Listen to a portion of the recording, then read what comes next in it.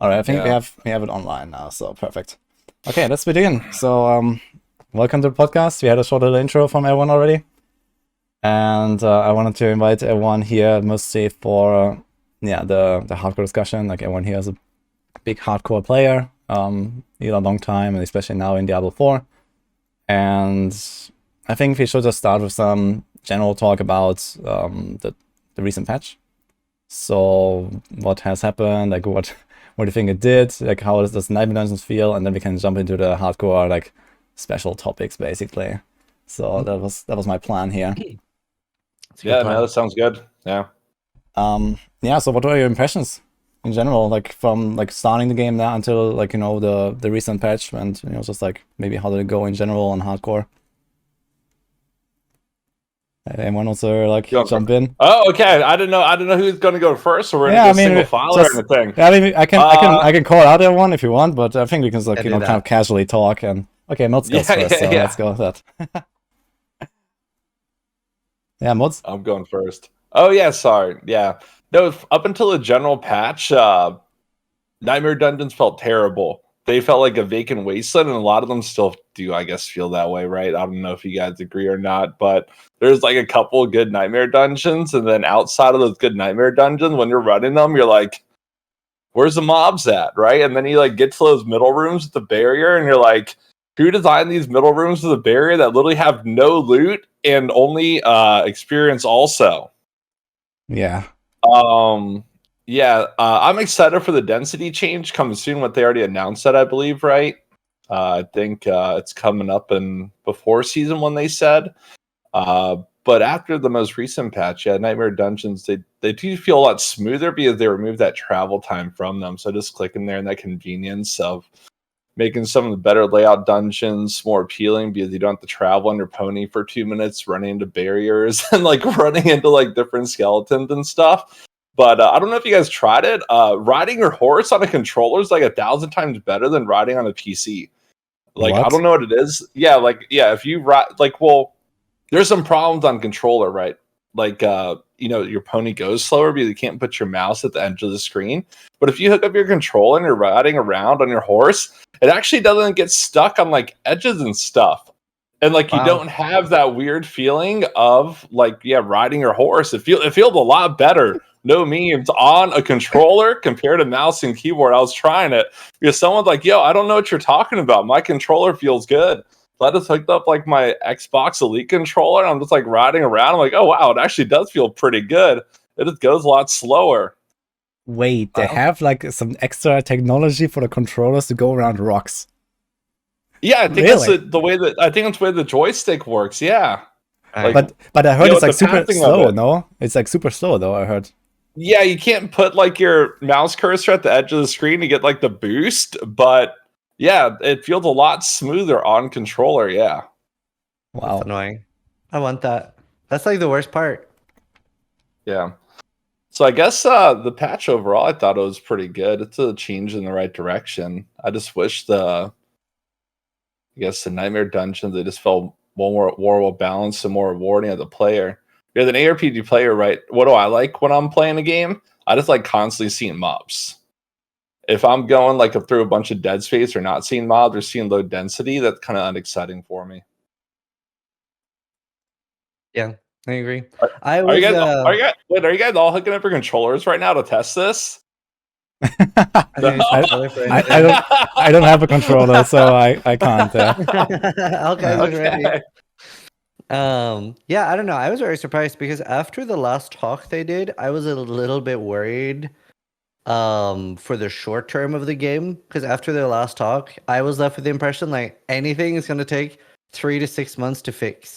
Right? Yeah. That's what I felt like. So I had like very low expectations for this upcoming patch, and I was like, this is just gonna be some like smaller fixes because they kept driving home the point like, guys, we gotta wait for like certification for console and stuff like that. It takes some time to do this, and I was like, oh man, like nothing's gonna be fixed until season 2. So when they said like, oh, we're adding teleport and upgrading Nightmare Dungeons, I was like, oh my god, that alone, the fact that they can do that, I was very, very happy. So I was very surprised, and it made such a big difference because I think it's easy to appreciate it a little bit running through the world because it is a cool world in the start. but you get bored of that real fast. At least I did. I was like, I don't want to run a Nightmare Dungeons anymore. I want to grind. I think every single day on my stream for like the past like 2 weeks, I've complained about Nightmare Dungeons. I can't help it. To me, it's just like, I'd rather just have Rifts from Diablo, and I don't even want that. So, like, the part of this entire game I think I dislike the most is actually Nightmare Dungeons. Just like the negative modifiers like crit resist, vuln resist. If you're playing melee or range, melee defenders, range defenders, whatever it is. It's just like, I don't feel like I'm getting like, I'm fighting something harder and getting anything out of it, like reward wise. I feel like that's, obviously like the density stuff, but like just, I feel like Nightmare Dungeons have actually zero redeeming factor for me. Yeah. You just feel annoyed by the affixes, huh? Not even challenged. Yeah, I don't feel like I'm getting anything back for it either. So it's not like, I'm not getting any like, I don't feel like I'm getting any dopamine hit or anything, or like, I'm like, oh, this was so worth it. Other than like, I guess Glyph EXP or whatever. But yeah, but I mean, what about the recent buffs with the XP? Like you get the glyphs, you get the XP. It's pretty crazy now, no? Like, do you still prefer other stuff?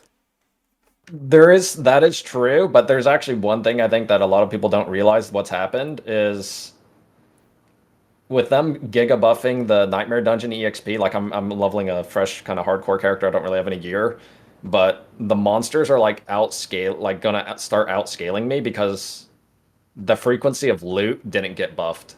So like a level 90 character after the change is gonna be like the level of gear I'm gonna have by the time I'm like level 90 is gonna be like what I would have at level 80, if that makes sense. So like I'm not getting any better gear. I'm just getting EXP. And so the monsters are getting stronger, and my loot's not coming in fast enough. Yeah, I can see that point, but I think that's not necessarily bad, because I felt like, at least from my perspective, when I was playing, like I leveled a bunch of characters now, and I felt like always, like, I just kept getting stronger. Like I farmed a lot of Nightmare Dungeons, I leveled my glyphs relatively early, and I felt like I was generally just speeding up my progression all the way to 100, and it was never really, like, getting harder. Until like maybe when you're at 100 and then you start doing pushing or something like that. So actually, with the gear coming in basically slower than before compared to the levels you're getting, this might actually kind of keep the challenge a bit longer. I'm not sure how this is for other classes, maybe it's different, but at least for Rogue, I felt like it starts, kind of okay, and then it gets a bit faster every time I level up, so to say. And that kind of like goes against that and maybe keeps it more challenging, so to say. Yeah.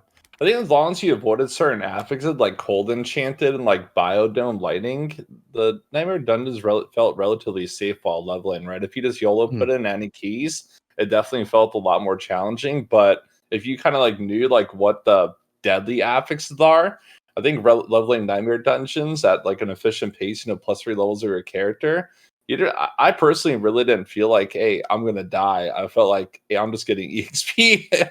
Right, it was pretty smooth sailing at that point. But then, yeah, if you start going like +10 levels over your character, then that's when it might get pretty choppy, right? And especially if you get CC chained. That's the druid speaking there. He casually goes like +10, and yeah, it starts getting a bit challenging. Pretty much. Yeah, I don't know. I wish the number one thing that I hope will be sorted by season 1 and 2, which obviously like endgame content sorts this a lot. I wish there was more of a reason to do Nightmare Dungeons, like in a threshold kind of way. Like right now, when you're going from like 40 to 50, you're not getting a lot better stuff, right? There's not like a good reason to keep scaling. Like, for example, if you were ever gonna do Nightmare Dungeon 150, it's just to do Nightmare Dungeon 150, right? Like there isn't like an increase in rewards depending on how higher you go. Not really, at least, or at least not enough that I'm excited.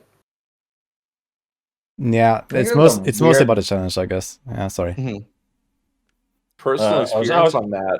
Loot scaling with higher Nightmare Dungeons. Do you feel you get more higher item power gear with better range of stats and higher Nightmare Dungeons, or you just feel you just want to feel efficiently? I think the stats don't roll better or something. I think the average item power goes up slightly. Like this is like true outside of Nightmare Dungeons already. I think like as you level, I think you just find more ancestral loot, and then that's less sacred basically, and I think it just keeps going with higher monster level, so to say. So there's like a very slight scaling that makes loot generally a bit better, I guess. But yeah, the problem for me is that the fact that I can already find 825 at 70 makes it like very not exciting. Yeah, it's just like not as consistent, I guess. Alkaizerx would want to say something. I already forgot. Wait, what? Okay. I was like 5 minutes ago, Oh man. no. I was like, okay. Yeah, one thing I was going to say about the Nightmare Dungeons, though, that personally I actually really like the system. I just think that they need to tweak the affixes a bit. I think, like, some of them are just like either you just completely ignore them, like especially the monster defensive affixes, like the third one is always like, okay, either it's crit resistant or it's not, or it's like barrier or it's not, and these are the two things I care about, and that makes everything super tanky, and everything else like whatever, right? So, like most of them don't even apply to you. Like there's cold resistance, but I don't play a cold build. Okay, who cares, right? And I think that's kind of like a bit too much like black and white, right? I think there could be like maybe some more, like a bigger selection of like, I don't know, more universal stats, so to say, or maybe other effects. Maybe there's like some, like a defensive kind of like aura maybe that appears. Maybe there's more champion monsters. I mean, this could be like a bit more interesting and stuff like that, instead of just the affixes as they are. I think they can definitely work on the affix system in general to make them more interesting and appealing. Yeah. So I think As long as risk it's not versus the- reward affixes are like ideal. So it'd be like, I mean, we can just be, just the dream would be like 50% more elite mobs or 50% more trash mobs. That being said, I don't know if this just popped in my head. I don't know if you guys have noticed this. I'm sure everybody has, but I genuinely think they could like quadruple the drop rate of trash mobs in this game, like non-elites, and hardly anybody would notice. They don't drop shit. it's true. They put a huge focus on them. Yep. Which is not They bad, really like honestly. their I leads. mean, it kind of incentivizes you to go after the difficult enemies, right? But the thing is that as you're at level 100, you don't care about killing trash monsters anymore, right? You just like want to find packs and ignore literally everything else. You just run through, so it's a bit out of whack, I guess. But leveling, I guess it's fine to defeat like trash monsters, but then at 100 is like, yeah, everything just changes, right? You don't want to do anything in outdoor content. You don't want to fight anything. You don't care. You just want to like get to the end of the dungeon, level your glyphs, and maybe get a few elites on the way. And that's kind of strange. I agree. Yeah. Okay. Any other words on the Nightmare Dungeons, or? It'd be nice if all the downsides had like a corresponding upside. So if you can't do one, there's like maybe something you're missing out on. Even just having like say for example, an easy thing to do would be if the enemy mod is cold enchanted, it drops more helmets, right? Anything like that. You want more deterministic ways to farm?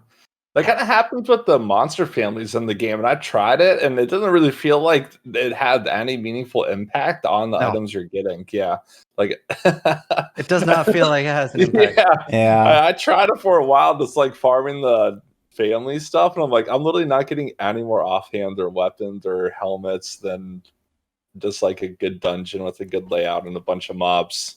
Yeah, I've been talking about this target farming a bit, and it seems like it's kind of, you can farm something, but on the other hand, you don't want to go to like a normal dungeon anymore, right? Like the normal dungeon meta is dead. Yeah. So you have to actually get the sigils for the right dungeon, and then you can do like, maybe a little bit more often than other dungeons, right? But that's about it.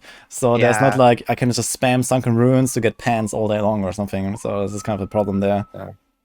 I feel like outside of just doing XP runs, if you're level 100 on your glyphs leveled up, like Olders is still like better for looting gold per hour.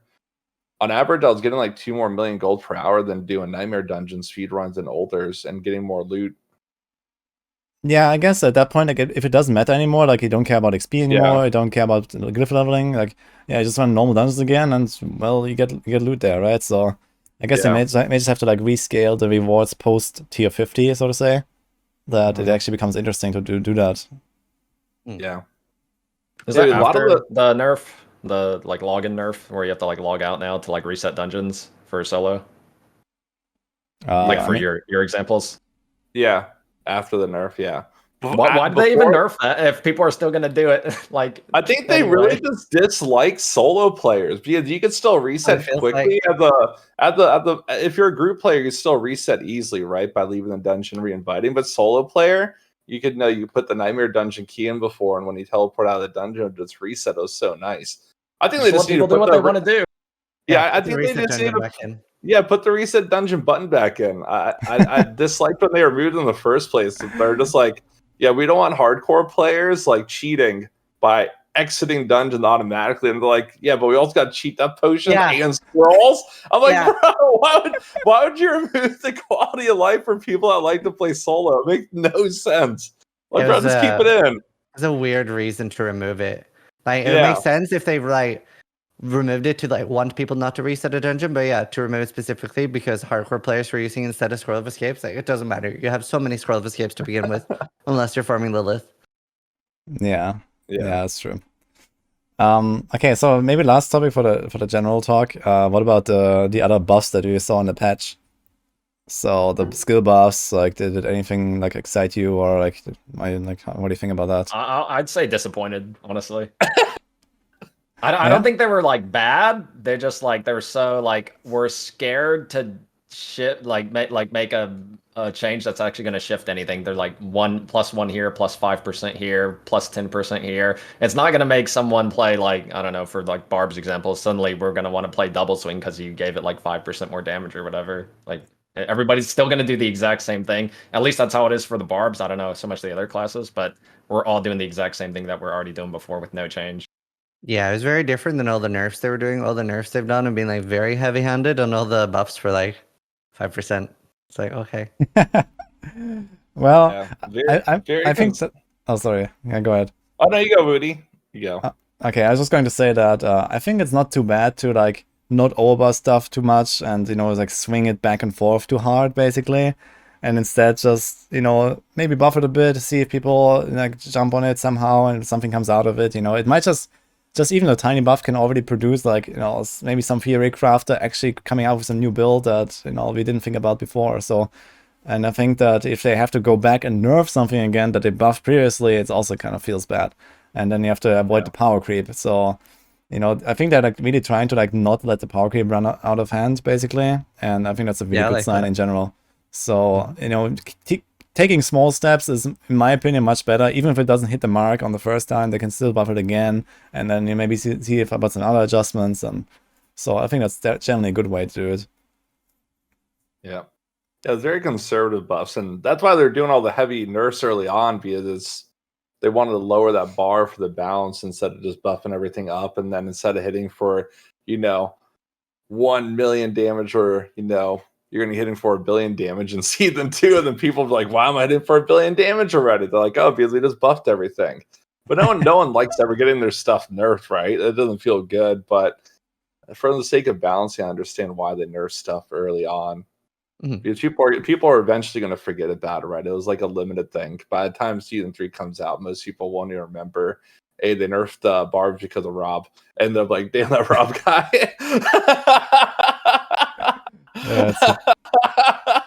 Rob from the block. Yeah. It sounds like a meme, but I genuinely think that they actually are doing a lot of like nerfs based off just like this is so out there in the community. Like Rob, for example, if Rob didn't put those videos out before the game came out, I feel like the Barb probably would have been in that state for like at least a full week or something like that. Like I feel like they're very reactive in like what people are seeing and how they're nerfing. Well, I mean, the thing is that, someone like Rob is also like, so advanced, right? Basically, compared to almost anyone else, in terms of like the theory crafting and the understanding of the game. That, I mean, he just comes up with the craziest shit. And, that's even the devs didn't think about or something, right? And, this is probably why there's like this reactive balancing, so to say, right? Because they probably have like their own like simulation tools and their own ideas and their own like theory crafting going on, but it can never be on the same level as like the entire community, so to say. So this is where that comes from, I imagine. But yeah, as long as like, I mean, the Gore's devastating grasp, it is called, right? The Whirling Glove. I mean, that was just like, I think both busted and broken together, like, just unlimited scaling. Okay. Yeah, exactly. Like you just like spin around and then you just one shot anything you want. I mean, yeah, and then you had like this bug as well with the Edge Masters, and I mean, what can you do, right? So you have to do something about it. And Whirlwind is still a good build, right? So it's not like it's terrible now after the nerfs. It's still like decent at least. So yeah. Seemed pretty balanced to me. I don't know what you guys are talking about. Yeah, I mean, the Grizzly Rage nerf is coming. You better show about us. No, don't say that. Are we talking about nerfs yet? Yeah, maybe Grizzly Rage Unstoppable nerf. I could maybe see that. You want to nerf just the unstoppable? Okay, yeah. Yeah. And not the 1000% crit damage. That's fine. Eh? Hey, it's only good if the target's stationary and not moving. Okay. If something active and it's not just standing there, then yeah, you don't ramp up as much. Yeah, I think in my opinion, it's just a bit too much like, you know, like it's too crazy on the high end, and then like you just feel so weak when you don't have the right moment, right? So I think that's like a bit too much of a gap, so to say. I think maybe they can streamline that a little bit. Like I'm generally like always a fan of having like a bit more like of a streamlined experience instead of this like super crazy burst and then nothing. So yeah, even though I'm like a big my whole game. Druid is pretty fun to play though. It has a lot of variances in builds, and there's a lot of good builds. So they actually did a fairly good job on Druid in terms of build diversity. They do need to make a lot of adjustments, but it is extremely fun as a class once it gets going. Early on, it's still pretty sluggish though. Druid made me like burn out on the game single-handedly. Like it was Really? such a stark comparison to Rogue, and like I got my Rogue boosted, and then Rogue hits the ground running, and I loved it. But I got really unlucky on Druid. I think it's probably a slightly different experience. Also depends what you play, right? But I was hoping to get a few more aspects and stuff, and I just didn't get anything. And boosted Druid when you have nothing, just oof. It's very different. If you're gonna get a boost, you got to get your friends to boost you to the gear too. You just can't leave them. I got boosted to 60. Like I didn't even get boosted to 50. Yeah, So and you gotta tell them, okay, listen up, run some dungeons for me too, and pick up some loot, and then you get some assets that way. I picked up so much loot. I just never got like the pulverized thing was really rare. I saw Metho was doing some sort of like channel spell, but channel just but yeah, and it's like everything else I got boosted on did not have the same experience, right? It was just Druid. So, yeah, I think there's like too much power in the Druid aspects and like in the skill specific aspects. That, you know, like the polarize is like the biggest outlier almost, right, in the game. Like it gives you like more than double damage, and also you hit the entire screen, by the way. Yeah, like, yeah, that's the problem. There's too much power in the aspects. Like it's so gear dependent. Somebody, I can't remember who told me this now, but somebody said Druid is like playing a roguelike. You can't like super easily choose what build you want to play and then go towards it. You have to build around what you get. And I didn't really do that, so still, like, it's on me, right? But yeah, I just didn't have that problem on any other class. Druid is the only class that I had that as a problem on. Rogue seems like the most well designed to me. Whereas Druid, there was a carbot animation that really resonated with me, where it's like slapping for like 0.004, and I was like, that's me. That's what I feel like right now. Yeah, for sure.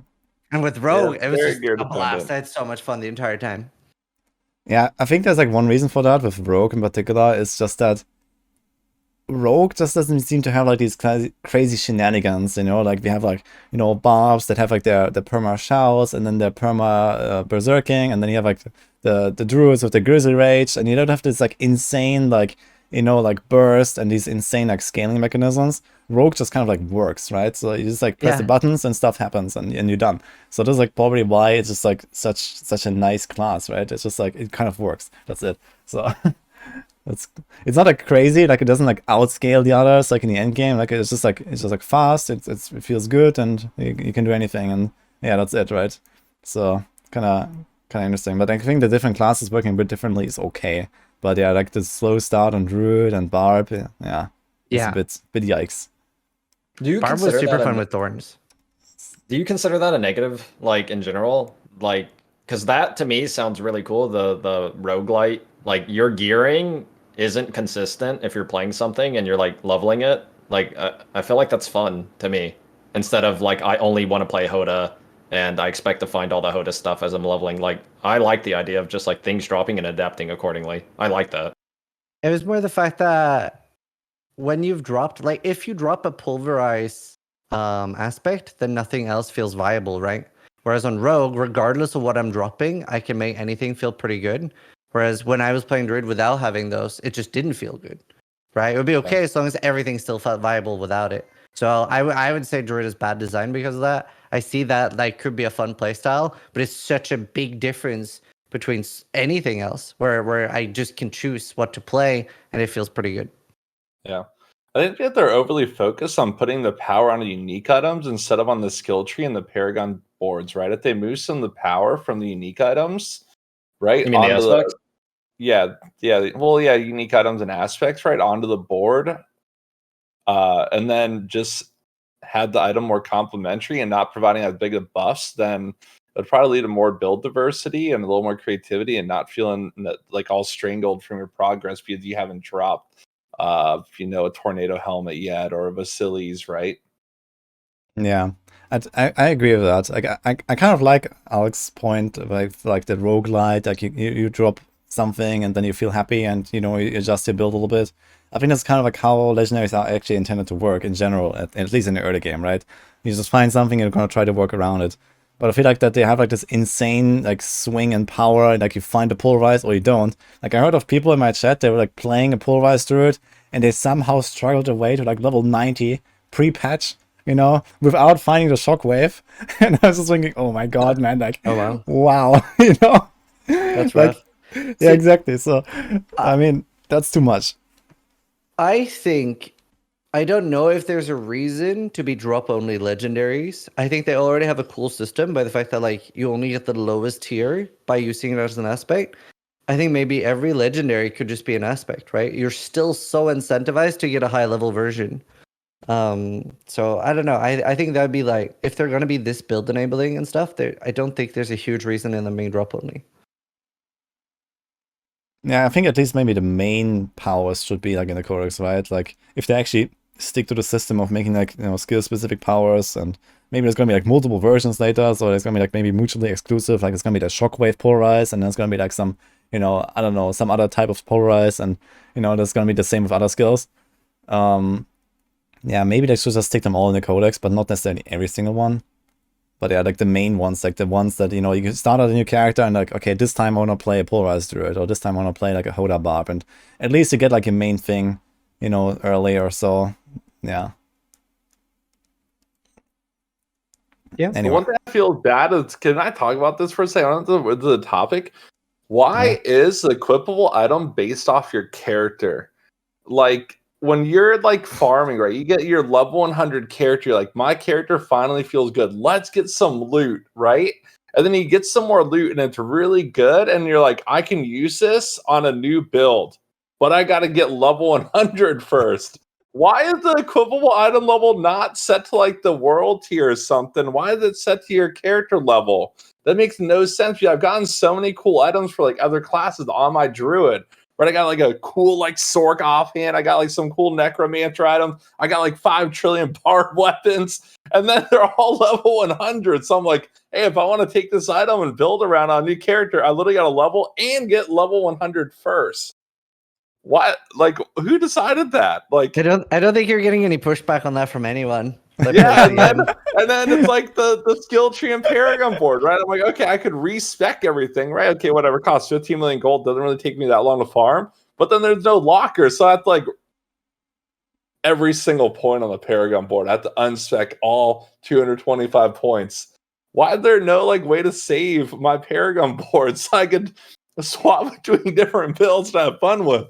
Like that, it discouraged me so much, right? I do build swap, but sometimes I want to like, okay, do a little build for farmy, do a little build for like solos and stuff like that. And I don't mind paying the cost to respec. They want you to feel that weight, right? Like, but why is it like a thing? I feel like I'm not encouraged to try different things in an ARPG, and that's pretty much it.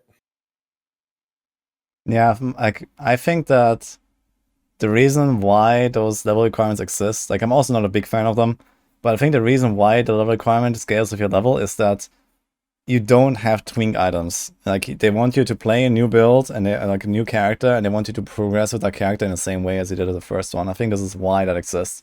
So it's kind of like, okay, you don't have like, the perfect gear already in your stash by the time you hit level 70, and then you just equip everything and you never care about anything again. So I'm not really sure if I really agree with it, but on the other hand, I kind of like the idea that I play another character and I actually have progression with it. So yeah. That's it would be very boring, literally just grinding levels without ever looking at gear, without finding any upgrades, and you're feeling good about them. if you have all the perfect stuff all lined up, basically. It's already quite rare to find other classes though. So generally you would find 1 or 2 cool items, right? At least for Yeah. me, that's my favorite feature of any ARPG is I'm playing like a warrior or barbarian, some class, right, in any ARPG. And then I find something different for something I've never played before. And I'm like, wow, this looks really cool for a mage, sorceress type character. I'm actually gonna make one now because I found this one cool item. I feel like there's very few ARPGs where I've like gotten a full gear set and then like started playing. Yeah, that's true as well. I think they can definitely like change that. Like, I don't really think the system is really the greatest, and a lot of people seem to not like it. Yeah, so Yeah, it kind of feels like an anti-RMT / trading system, right? They don't want people like doing third-party stuff to like acquire gear and then sell it. I mean, most of the Yeah. RMT Even will though happen they at level already do 100, that, so though, who yeah. cares, right? Like, Yeah. who's gonna RMT before level 100? So I mean, Apparently, a lot of people had this discussion the other day, and a what? lot of people they're just like, "Yeah, we just straight up buy gold. We're just like, we don't even want to farm." I'm like, hopefully, you got this Twitch account ain't connected to your BattleNet account. You're just like self-ratting. Yeah, they're just like, yeah, we buy everything. We like buy rares. We like buy like gold and stuff. I'm like, really? They're like, yeah, we just like getting the best gear. I'm like, what do you do with it? They're just like, it's like having it on, man. I'm like, you don't like binding this stuff? They're like, no, Well, just but give to me be the most fair- damage. I'm happy. Yeah. See, that's like such an interesting mentality to me, and it's so foreign to me. Like it's so hard for me to relate to and understand. And it was the same when I was reading. There was this Twitter thread where people are talking about like the fact that you can start a new character in each season, and there were a lot of people writing. So everything I do now is a waste then, and that was so crazy to me, right? Because if you're not enjoying video games in the moment while you're doing it, then there's all a waste. So that was so crazy to me. And then like I thought they were joking first, but I was like, oh my god, nearly every comment is like this. This is wild. And for me, like the most like enjoyment I have out of video games is when I have like a steady incline, right? Like really nice sense of progression. Generally, whenever I've finished a character, whenever I have the peak gear, whenever I have everything I want, that's when I'm bored. That's when I stop playing. It's when I have those like nice, like just a constant increment. That's what I enjoy. I think that's literally everybody's experience. I mean, I'm pretty sure unanimously like 1 to 65 probably for most Mhm. people is like the most enjoyable part of this game. Like the level, I would be very curious to see like the statistics and like when most people are like re-rolling or quitting. Like I bet it's in that like 70 to 99 trench. It's probably like right Yeah. past 70, because at 70 there's like a huge breakpoint in XP required as well. Because it's like when you're supposed to get a torment multiplier, but you usually get it before that already, right? But if you enter a torment early, so there's like it's like times 1.5 or times 2 or something XP per level, and I guess it's like when it hits most people really hard.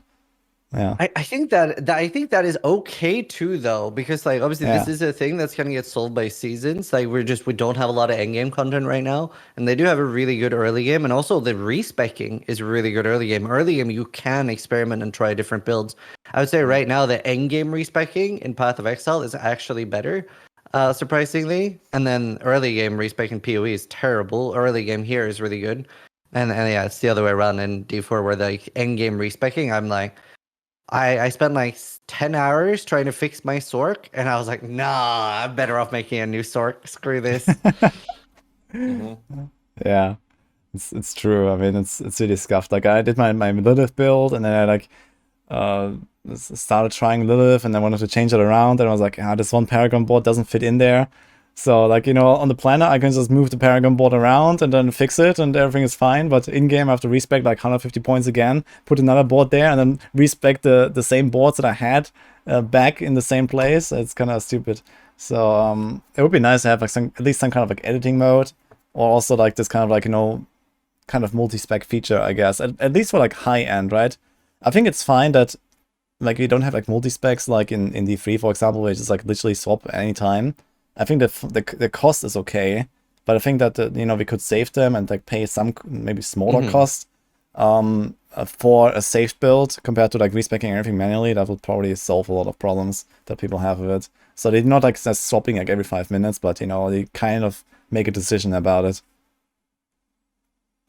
Now, the way the game is played and how it's set up don't make sense, because it's like, well, I want a build that's just strong for like fighting like Lilith or like high nightmare dungeons, and then I've done that. Now I want to do like some efficient fast stuff. I want to do Helltide, or I want to do like low nightmare dungeon spam or whatever. And it's like I need a completely different setup for that. And for some classes, that's like extremely expensive and annoying, and it doesn't make sense. Yeah. Especially if you expect to like a completely different build altogether, right? Like if you go like from like let's say Hoda to a Whirlwind or something, right? There's like a like you might have to like change like everything, so it's gonna be annoying. But anyway, let's move on. Let's talk about hardcore. So everyone here has been everyone is at level 100 hardcore, right? So you had like a lot of blasting going on, and yeah, I just want to like hear your thoughts in general. Like, you know, how do you like hardcore in D4? Like, what are your impressions? Like, anything that happened? Especially like in regards to like other games as well. Like, you know, how you would compare it or something. So I'd be quite curious. Maybe start with Alk. Sure. I think it's probably one of the worst hardcore iterations of any action RPG I've seen, to be honest. That's my summary. Yeah. The scroll of escape. The scroll of escape I'm mostly okay with. Like as long as the damage bursts are really high, and there's been a few rips that, you know, that they just get bursted really fast, kind of like PoE-esque. And then so I'm like okay with that. But like the cheat death evasion, watching you guys and some of the other guys do Lilith, and it's just like there's like you just have to really mess up hard, and it's just like, oh, let me take 5 minutes, and then, you know, I do another attempt, take 5 minutes, do another attempt, and then it's like, well, the first guy who killed it, Ben, his cheat death actually procs, so if that means if he was doing that in softcore, he would actually have died there, and he'd have to restart a new attempt. And it's just like, what kind of weird abomination of hardcore is this game? That's how I feel. Yeah, I agree with a lot of that. Like, I've been for the first time. I mean, usually I just say always just play what you want, but I've been recommending people not to play hardcore because in Diablo 4 at the moment, and the reason I don't recommend hardcore is you're very unlikely to die to you making a mistake.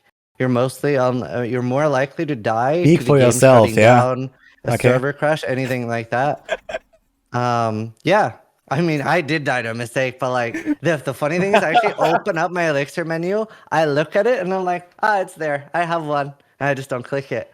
But yeah, you're like most of the deaths we're seeing is like server crashes, etc. Right? You very rarely die to like the game being difficult, which I think is like probably the most frustrating thing about playing hardcore rank.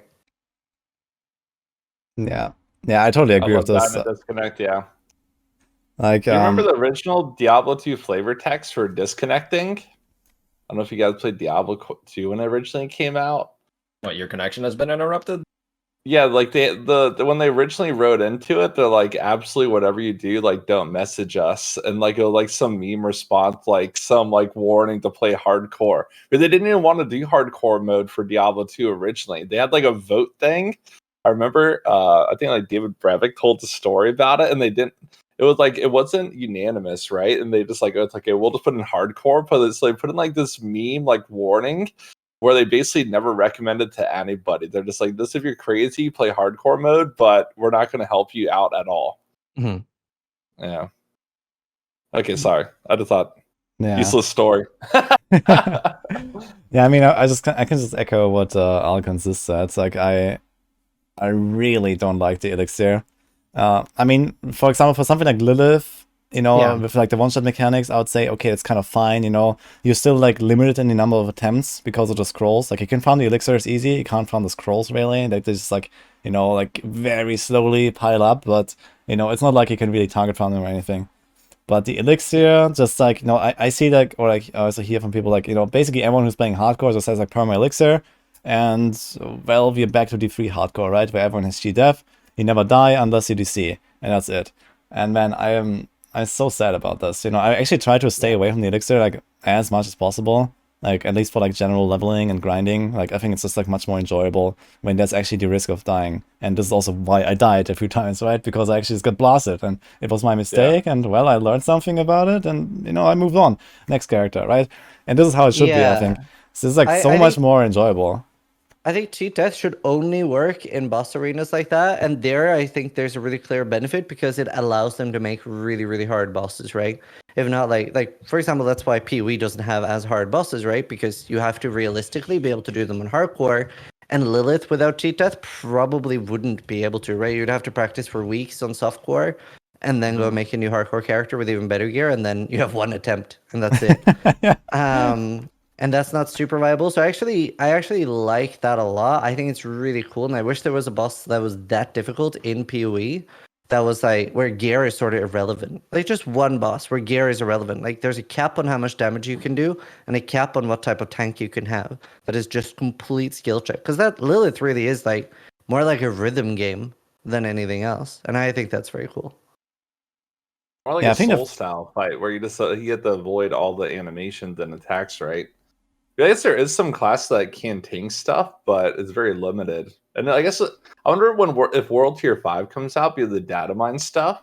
I wonder if Lilith will just become a pushover because of your scaling of your character. Will you eventually be able to tank all of her mechanics and trivialize it?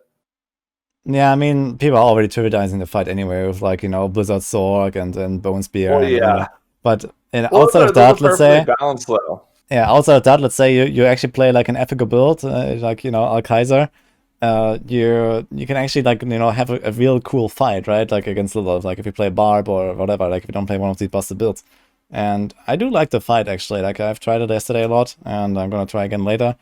And it's still gonna be like quite a feat, I guess, to like bring her down on hardcore because of limited attempts, right? It's not like you can just YOLO like all day long, 1,000 attempts until she's eventually dead and you have like the perfect run, right? So it's just like kind of capped. And the system with being capped with scrolls of escape is kind of cool. Like imagine especially like a season start where, you know, people actually know the fight and, you know, there's like a rush to level 100 and there's a rush to first Lilith on hardcore, right? And you're like hard capped. You only have like 10 attempts or something, or 20 attempts by the time you reach her, and that's it. If you don't kill her, then good luck. Yeah. And then someone else is gonna come in, maybe do it or maybe not. So I think that is actually kind of cool from like a racing perspective, that you are that this multiple boss attempts exists and that they make it really hard. But yeah, I think the big problem really is the elixir, like in general, I guess, for like general gameplay. I think the elixirs maybe.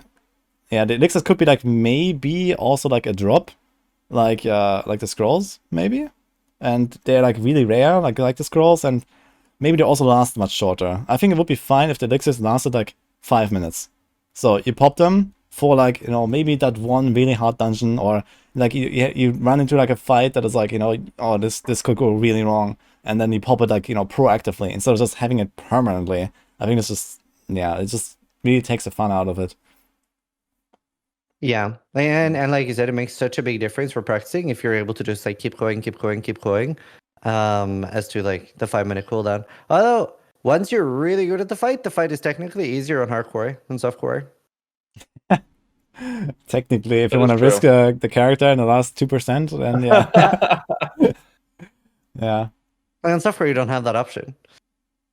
Yes, yeah, that is true. You don't have the option, so technically, you have an extra attempt. I guess what is going to be more interesting is the pushing in Nightmare Dungeons, because technically there's like, you can always just like proc elixir and TP out and come back without actually using a revive, right? True. So if you want to push the tier 100, for example, who would do that? Huh? do you not know? What? No. Quinn yesterday was doing it all the time. He's just procking in a Nightmare Dungeon 100, then he'd TP out. It's just like so dumb to like see that. Wait, who did that? Quinn. Oh, okay. Yeah, exactly. I mean, this is literally the strat, right? Like you try it and then yeah, exactly. So you don't have to full revise because you just have, you know, your scrolls and your elixir, and then just wait 5 minutes, go in again. So I also wish Stork didn't have cheat death. Like it's yeah. Like when I saw that cheat death for the first time, like I was also like, I was immediately giving a feedback like, guys, this cannot exist, you know. And then not only did it not remove the Zork, but they also introduced the elixir, and I'm like, holy shit, man, really now? And we're back to D3, like full circle, like, oh. Yeah. Do you think the elixir is like a temporary band-aid because they feel like they couldn't balance the game good enough for hardcore, so they're just like, we'll just put in the elixir until we eventually figure something out? I don't think so at all. Actually, I think You don't think so? I think the game. You think their intended design is to always have elixir, then always have scrolls. I understand scrolls via the anti-disconnect stuff. I feel bad about it and how they're going to like automate your character teleporting back to town if you DC. But yeah, I don't know. I kind of feel like they're just like we can't really balance it to be fair. But the game is so fairly balanced for hardcore. Yeah, I agree with that. Like, I think the game is without elixir, the game is super fun in my opinion on hardcore. Like, if you just don't play elixir, it's good. And like, if you die, then it's true your mistake. Like almost every single time, besides the DC stuff. Okay, but you know you can react to danger in this game, right? It's not like PoE where it's like randomly get one shot by some really weird combo or something like that. I think they have actually done a really superb job with the overall progression and the overall balancing and all that. There's like some outliers, you know, like Cold Enchanted, for example, or these kind of things, right? But yeah, generally it's great, I think, on hardcore. So I agree. I think it's really good. And I think the biggest thing they should do, because they've said like they're gonna have Scroll of Escape proc automatically in season 1 or season 2. Season 2, I think. Until then, they should just have that you disappear when you log out, right? Because if they do that, you're still not going to have that people are going to use logout macro instead of Scroll of Escape, right? Scroll of Escape is quite plentiful, right? I haven't seen many people outside of Lilith or like people doing Lilith that if they're playing hardcore, I've never seen many people in my chat complain about running out of Scroll of Escape. So it effectively doesn't make a difference, right? There's not an actual difference between Scroll of Escape and logout macro. So because of that, it would just make it so much better that you would feel comfortable playing hardcore. Because right now it's instant death unless you're a Thorn's Barb. Yeah, that's a fair point. I mean, that could be a good solution. I feel like we might have a different perspective, though. I feel like if you know like a good, well-built character and to like synergize your character, you don't have these problems. But a lot of people don't have the same level of like knowledge or expertise. So but I think a lot of hardcore. Oh, they play hardcore. They don't last that long. How many times have you guys gone to the world boss and seen someone just randomly get one pump by the world boss and they're not even low level? It happens all the time. Like people just follow like some bait build or something. They literally have like no defense. And like everyone's just there chilling, having a good time. And, like Avarice whips his chain around with a chest on it. You just see like 3 newbies just get mowed over. There's permadeath on the ground. You're just like, wait, what happened to those guys? I've actually never seen another player die. They were playing with Rage of Harrogate and Temerity equipped. This is what happened, I guess. Yeah. I wonder if they're dying on purpose around me or something. I'll just be at world bosses or doing some hell tides. And like you just see it in the text stand, like 3 little homies just died. You're like, what happened to you guys? And they're just like, we go again. And we're like, that's a good attitude. I like it. And they just keep on going. Yeah. Yeah, but I mean, this is still, it's called hardcore, right? I mean, this is like the mode for experienced players. This is where, you know, you're kind of supposed to kind of know what you're doing, right? And if you don't if you don't know what you're doing, then you can play softcore, right? I mean, this is what it's there for. Yeah. Why do you need to fake hardcore with an elixir? Like, I agree. Yeah. Like, why? No, I don't like the elixir. I don't like the elixir. Yeah. Yeah. I want it gone. Especially when just straight up gone. Just get rid of the elixir. Yeah. It would make the hardcore just, including Lilith, all that stuff, just it makes the hardcore experience like the real, the real thing. How long do you think it would take somebody to kill Lilith? Like for the Ben would have already killed it by now. You think? On hard, 100%. I mean, 100%. If you go if you go like all in on toughness, you can probably tank like almost anything, right, on the fight. So as long as you have enough scrolls and just kind of get out in the right moment, it will probably be fine without elixir, at least on a barb, I imagine. Yeah, on a barb, I think I could do it on hardcore without an elixir or a scroll. Even the first kill he did, he would have died though, right? He would have practiced softcore, of course, 100%, and then he would have done it. Yeah, I mean, with practice, I mean, of course, everyone just starts hardcore here for the first time, fights Lilith for the first time. Of course, you're gonna make mistakes, you need to learn. But let's say like in a season or 2 from now, when everyone has done like the 1,000 Lilith kills, it's not gonna be such a big deal, right? You know all the mechanics by heart, and you can do it blindfolded. I think realistically, is that really hardcore though? If you make an alternate softcore character to like practice everything to ensure that you're a victory on hardcore, I feel that like more execute it. Yeah, I feel like that's still medium core though. Doesn't that defeat some of the purpose No. of hardcore if you just practice everything on soft Medium core? core and is you... using an elixir of death on Lilith hardcore. Yeah, That's hardcore. Okay, medium this is core. the thing. Hardcore, right? You can right. It's not super hardcore because you have the elixir and the scroll, but you also have to play good and not make a mistake while progging it. Like Ziz happened, right? He got complacent. He forgot to pop with elixir and he died. Sometimes you go But AFK. you also have like you have to pay attention to your character, right? There's so many clips of like people like procking their cheat death, and they're like so in the zone they don't notice the proc and they just die. It happened to Raze too, right? He was playing like a bone necromancer and he's like raging about like not procking a corpse or something, and he totally didn't see like his cheat death proc and he just died. Yeah, okay, I mean, this is just like some kind of like... So like prog and hardcore, right, on Lilith, it's not super dangerous, but there's still that chance for you to die if you don't notice something. If you're doing that many attempts, sometimes you do make a mistake, right? Like you just don't lose. Yeah, you just don't focus up.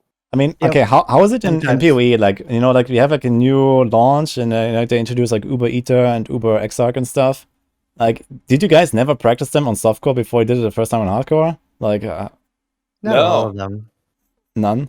You just went in? No, yeah, It depends. Sometimes, it depends what other people do. If I see that it's a crazy hard boss, like I remember the first time I saw Maven, I'm like, I'm not doing that blind. And I saw But like, you didn't do it on hardcore first. You did it on softcore first. yeah, because everybody else was doing that, and I didn't do that. I did it on hardcore first try. yeah, but you also did it a lot slower than other people, right? Yeah, Like we did people it like race 3 days before it. in, 3-4 days in after the boss comes out. I was just whacking it. I was going. Yeah, but it's a lot going a different real whether you have. flow. It's very different whether you have 2 or Yeah. 3 week gear and day 3 gear, right? So Yeah. if I see that it's like if I'm not the first person there, I actually did go in blind for the 2 sub bosses, like the Eater boss and the Exarch boss, the mini ones. I died to that because they were like quite hard blind. But if I have a character that's similar on software and somebody else has gotten there first and it's really hard, I'll practice it first.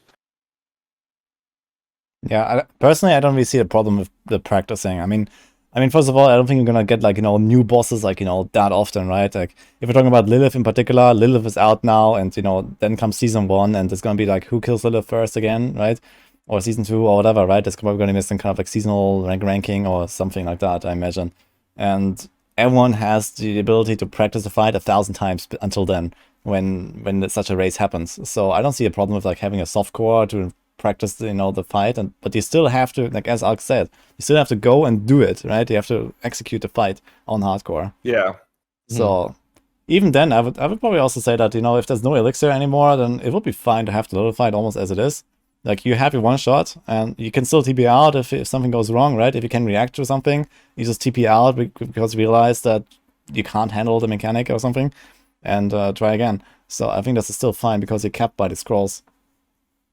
And would be much more interesting. Like in like theory, ideally with, let's just say they remove the elixir, I think the current balance tuning, we would like to be able to gear up maybe like 20% more than what her current tuning is, because right now, like one fireball should not one shot like a well constructed character, and I think that's still the case on a couple classes, that the fireball in the phase 2 like one shots. I think that's kind of silly, especially when there's like 30 flying at you. Yeah. They buffed that though, right? Because the boss originally just had a bunch of health and the mechanics weren't as punishing. But then they disabled the boss, right? Because they're like, we didn't make this hard enough. We just made it a sponge, right? So they took Lilith down for a couple days and they just ramped the numbers up. They just turned into Dark Souls, right? But the boss originally wasn't like that.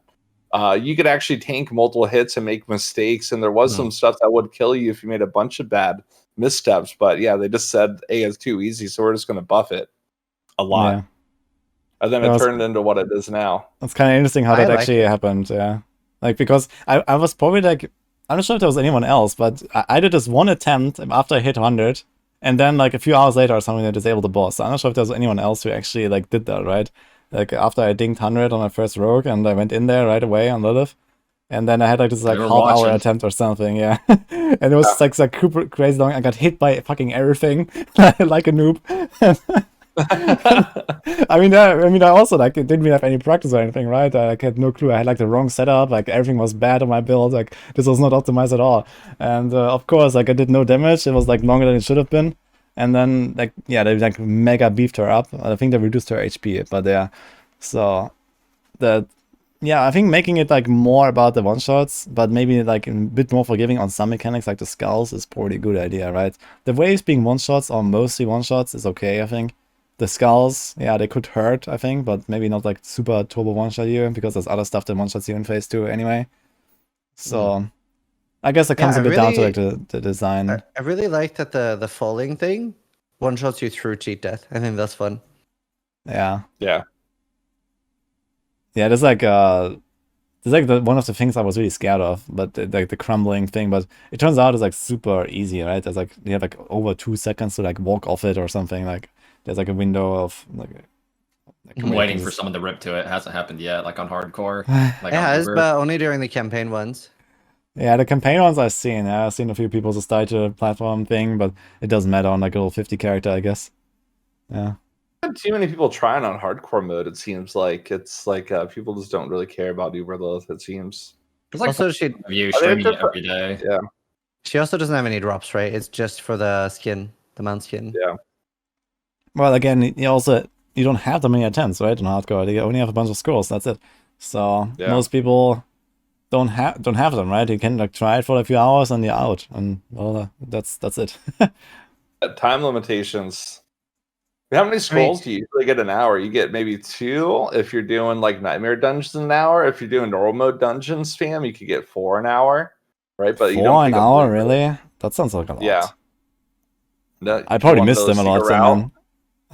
Yeah, they're the good route. You know, like the 3 dungeon combo down south.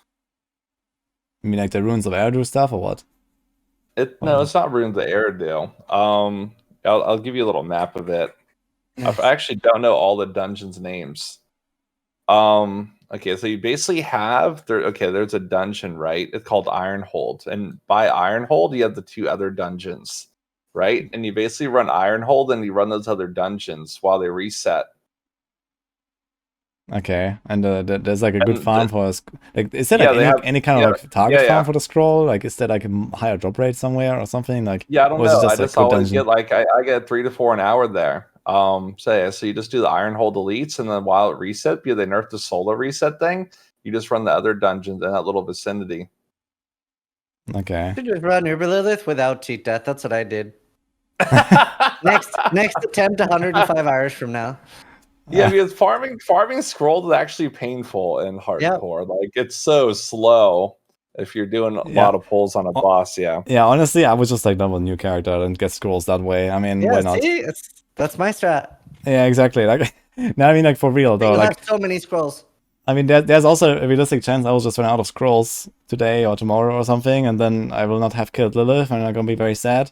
And well, what are you gonna do? Like, my character's like decked out to the teeth with like stuff I found on the way. Like, I don't need to grind anything. Like, why do I grind on level 100 now? Like, I'm just gonna make a new character and get scrolls that way, even if it's like slightly slower, I guess. But at least I can like try something else and just feed scrolls to my Lilith killer, basically. How many scrolls do you have so far? Or how many scrolls do you have left? I had almost precisely 200, and I used exactly 100 so far, so I have half of them left. What the heck? Yeah, so I had 200 scrolls, and it's also why I'm so surprised about your number. Like 4 scrolls per hour sounds a lot, because this is like all I've gathered. Like I've used like maybe 20 or so, like total this entire month. Like I haven't used many. I don't really use my scrolls. I think the biggest thing for me with scrolls is no loot filter in the game, and the scroll text is white, and then you have gold piles that are also white, but your character literally has negative pickup radius. So you have like all these gold piles around you, and then you're trying to play Where's Waldo of like where's the scroll? Yeah. You're like, oh wait, I actually saw it there. I didn't see it at first because there's so much gold on the ground, and there's you have like the negative pickup radius. So I think a lot of people just run by them.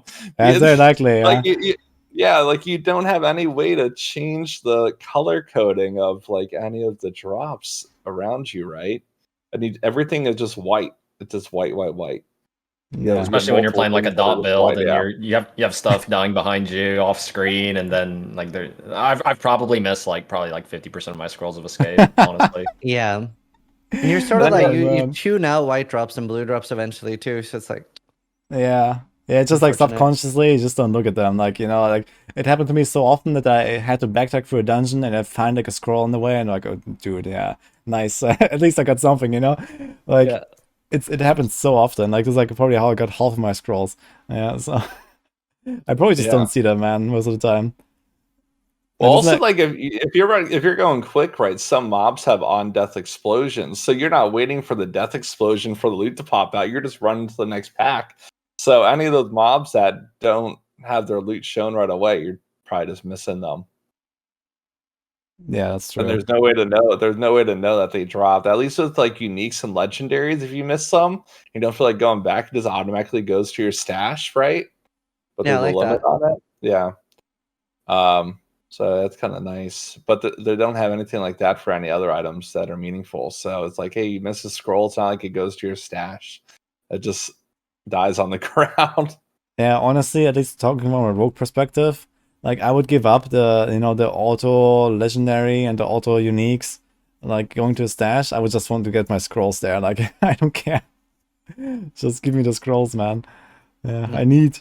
Yeah.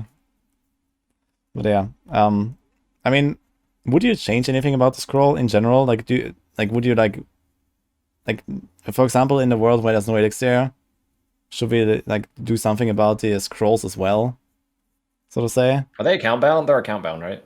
They are Yeah, account they're bound, yeah. yeah. So trading them. Oh boy. I no. think they're fine because the primary purpose will be like I don't really feel the need. Obviously, this is going to be different depending on how much you play RPGs and your skill level, right? But I don't really often feel the need to leave combat. I think I've used them like less than 10 times for that. So they are going to be primarily to prevent disconnect death. So I think they're very, once that comes back in, I think that's perfect. Yeah. If I had to choose between logging out and scrolls, I would pick scrolls every time. Yeah, same. Absolutely. Yeah. And then also with scrolls, you could still get CC'd, right? So like you can't use a scroll when you're CC'd, and a lot of people don't know this. They think it's just infinite. But if you're stuck in CC chain, which is a whole different topic, you can't actually scroll, right? You're just literally waiting for your character to get unCC'd. So yeah, if you're stuck in CC in a dungeon, you're not scrolling, you're just gonna go down with your character, right? Yeah, and Especially I think that also makes it passes, though. You take very little damage. Yes. Yeah, I mean, you can survive that with Tobases and stuff, but not everyone class runs that. But yeah, I think that the fact that you can't use them in CC, like, still makes it so that you have to, like, outplay enemies enough, basically, to, like, you kind of need to see it coming, right? Like, this is what I like about the scroll. Like, you need to, like, use it when you have this, like, oh shit moment. Like, you know, like, okay, this is the time I need to get out, right? And it just happens sometimes, you know. I had, like, a few of those situations. Like, I had one situation, I was in Crusader's Cathedral, I was fighting the Tomb Lord at the boss, and he put like 2 of those dazes on me, and then bone walled me, and then he was about to blow up the bone walls, and that one-shots you, like, in a way. And I scrolled out, because I literally could not attack the bone walls, I was stuck in the middle. And I think for these kind of, like, you know, bullshit situations, I think the scroll is really good. It's just like, okay, like, you need to react to it, and you can get out, right? Because there's no other option, like, I can't attack, I can't do anything. So, I think that's kind of nice. Or something like, I walked into a dungeon, I walked into Blind Burrows, and you have like this slide down, right? At the start. And I had Lightning Storm affix on this map. Yeah, so I slid down, and the Lightning Storm spawned behind me on top. And like, dude, what the fuck? And I just scrolled out, you know? I mean, sometimes you have these bullshit situations, and I think it's cool to have the scroll for that, right? But it's rare enough for that to not. It's really not be weird that like your experience judging off like the relative barb experience is like, dude, Lightning Storm does like 5% of my HP. Like the defense in this game is so out of whack, imbalanced, and I know rogues aren't even the squishiest, like compared to like I don't even know what that's like on a Sork, for example. Yeah, I can't really speak for like other classes. I know like barbs are really tanky. I guess rogue is somewhere in the middle, maybe, depending on how you build it.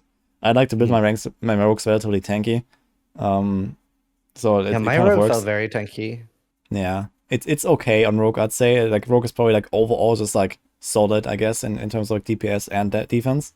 And then you have like probably Zorks that like just have to rely on like their ice armor and their flame shield, and yeah, Yeah. you have Necros that yeah just don't get hit forehead, I guess.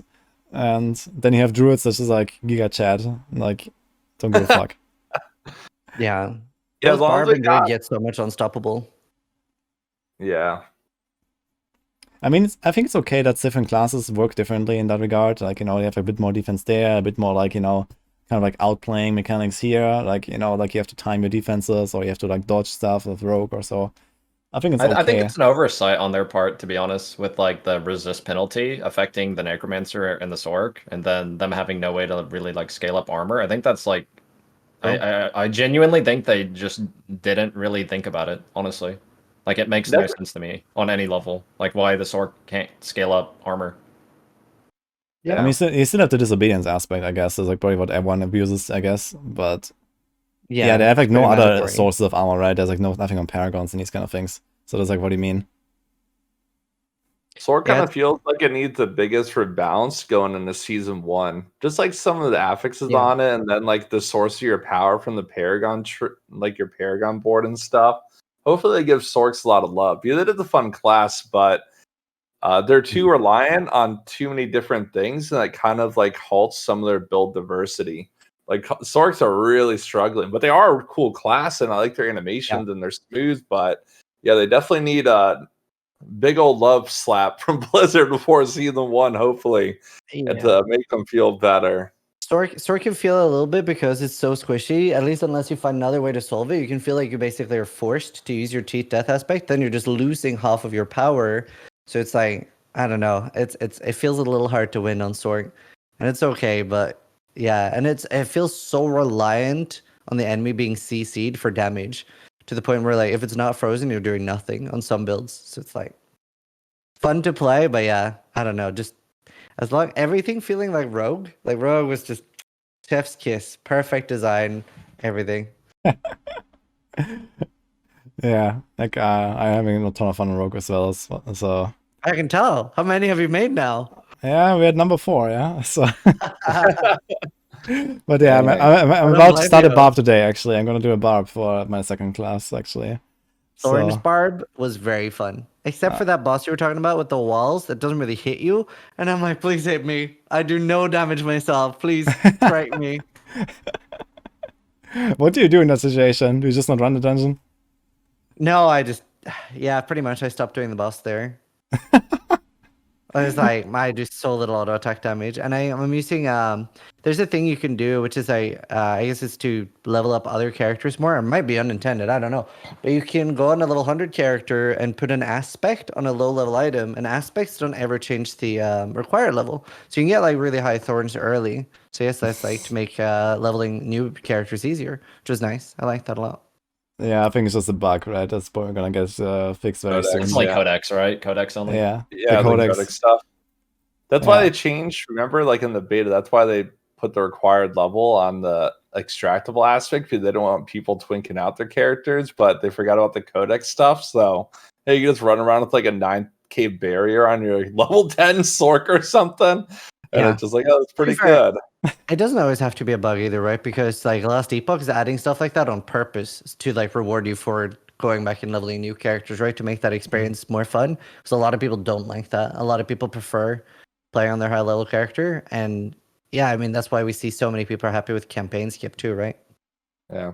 The twink stuff is good though. It's healthy for the game, like you said. I agree. Yeah, like the fun part of the game isn't like running to that low level part. It's like finding a good item to build up your character. Not everyone wants to get boosted or power leveled. So if you're already max level, giving players an alternative route to like have more powerful items while leveling is good. Instead of just like going in Discord and be like, want to buy boost through Capstone Dungeon 5 million gold. Also, oh, this is funny. I got a message yesterday from a service in game soliciting me. They're like, we'll pay you 500k gold per dungeon run. All you have to do is let people sit inside your dungeon. I'm like, wait, am I like boosting people that are paying for like services for real money? I didn't know what it was. Like, I just got some messages in the game. They're like, yeah, we have like 3 people. They just want to sit in your dungeon. 500K per dungeon. You must have had those offers for real money too, right? Like services offering, like, hey, promote our site, we'll give you 5 or 10K a month, etc. Oh, like on emails and Discord, like 5 a day for selling D4 items, gold and boosting service. Yeah, they're aggressive. Yeah, I it's true. tell them no in an email, and then I get a message on Discord like, "DatModz, did you decide if you want to sell gold yet?" And I'm like, "No, I don't want to sell gold. Thanks, man." And they're like, "But we can make it very lucrative." I got the same thing. I started replying to them like, oh, I don't agree with what you're doing, and they're like, well, believe it or not, your viewers would actually really appreciate this. And I was like, fuck off. Yeah, and then they say we can pay you very well. Yeah. Oh man. Yeah. Holy shit, dude. And there's also The like scary people. part is, Yeah. I was just gonna say the scary part is if they're this aggressive, that means that some people are giving into it. Like if it's worth not just some effort. men. Like with the money that they're offering, there's not just some people. There's a fuck ton of people doing this. Well, and I also noticed this. Oh, sorry. Yeah. No, you keep going. No, I was just going to say, man, like it's also like a small scale people trying to RMT, right? It's not just like some websites or some companies or something. Like people like literally trying to advertise their own like, yo, I'm gonna boost you to 50, right? And this is like $5 or something, like, and you're gonna invite 3 people, like some bullshit like this. Right? We're literally like banning like, I don't know, dozens of people like every single day or something on my Discord right now, because people start trying to RMT there or some shit. And like we just have like a strict like no services, especially not RMT. There's just we're just looking for, like people are just coming in there like starting to advertise their shit, and like, dude, are you serious? Like like. Well, that's the thing. It's actually like you don't see it on Twitch a lot, but you do see it on other genres, right? Like games like FIFA and stuff like that. Even in like big YouTubers channels, you see people like against TOS advertising gold platforms and stuff because the developers of those companies don't care. And seeing as there's like it's probably the same companies doing it, so they just don't really get the whole Twitch culture or ARPG culture where it is more frowned upon. But you do actually see some of the biggest content creators in those spaces are actually just straight up advertising it. Really? That's so strange to me. I cannot imagine this. Like in Diablo, does anyone know of anyone who does that? Who is advertising this? Or like, I don't know. Like on YouTube, there are some, yeah. On YouTube. Yeah, there's been YouTubers, yeah. Yeah, but Okay. none on Twitch. Never seen. Yeah, and like also like. Yeah. They came to see me. Oh. Isn't that just terms of service breaking anyway? Like you're not even allowed to do that on Twitch, are you? No. No, but like things like that are rarely enforced. But yeah, technically, the game dev could get your Twitch account closed. For the risk. Worth it. 10K a month. It's worth it to a lot. Yeah. Yeah. I'm like, I mean, it's a lot of money, but on the other hand, man, this is like so far like gone, like it's just like it's crazy to me that like we're playing Diablo 4, we're not playing Diablo Immortal, right? Like we're playing Diablo 4 because we want to play a game where we don't have pay to win and all this kind of bullshit, right? So this is like, I just think like why would he go and do this in the first place? Like why would I want to advertise this as a content creator? Yeah. Like it just makes no sense. Like I don't know. But This yeah, is I mean why there's SSF is better. yeah, there's a market, right? There's a market, so this is how it works. Yeah, SSF would be amazing. We can talk about SSF. I think if all you 4 want. of us SSF. Like, I if they ever do any more events, like imagine they do like a new boss or something, new boss event, and then it's like, oh, the first guy to kill it, yeah, he had like 5 trillion gold given to him from viewers, and some dude found this sick weapon, he just traded it to him, and he played with the group all the way till the end, like. Yeah. That's how it's gonna be though, right? It's not gonna be it's not gonna be my kill, it's gonna be our kill, right? And it's gonna be streamers sourcing all that power from the communities into it. Like, listen up, let's get everyone giving me gold and some items. We need to get the best gear, right? And that's how it really works in how it WoW, will right? be, right?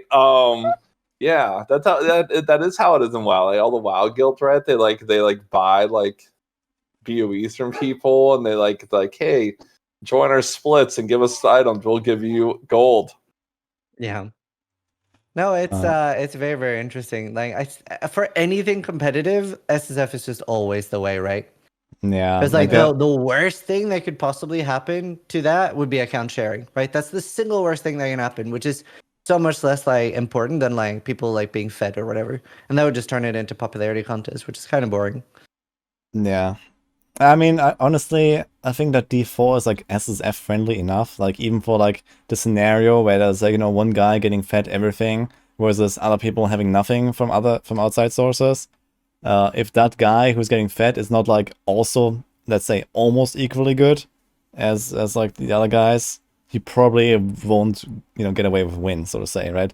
So you do not progress significantly faster, I guess. Like at least with the way that game is set up now, with like the limited item grind, and you know, maybe they introduce more itemization systems, more crafting, whatever, and we're gonna have like some insane items, you know, in a few seasons or something that, you know, post level 100 you have to actually like go mega ham and, you know, farm up stuff and whatever, right? But right now this does not exist. By the time you reach 100, even with what he talked about earlier, that it's faster now and gearing is comparatively slower, so to say, I don't think that it's like such a huge problem that you like end up at 100 and you're not like really ready to try like a Lilith or something like that.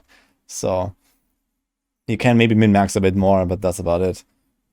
But yeah, in general, I think that the getting fed is probably, it could definitely become a problem. Like SSF, like there's like just so much abuse you can do with like group mechanics, with like, you know, even just teleporting people around, and you know, you save your scroll of escape because someone invites you in the middle of the dungeon and you just TP out, and you know, this kind of bullshit. I mean, like, what is that, right?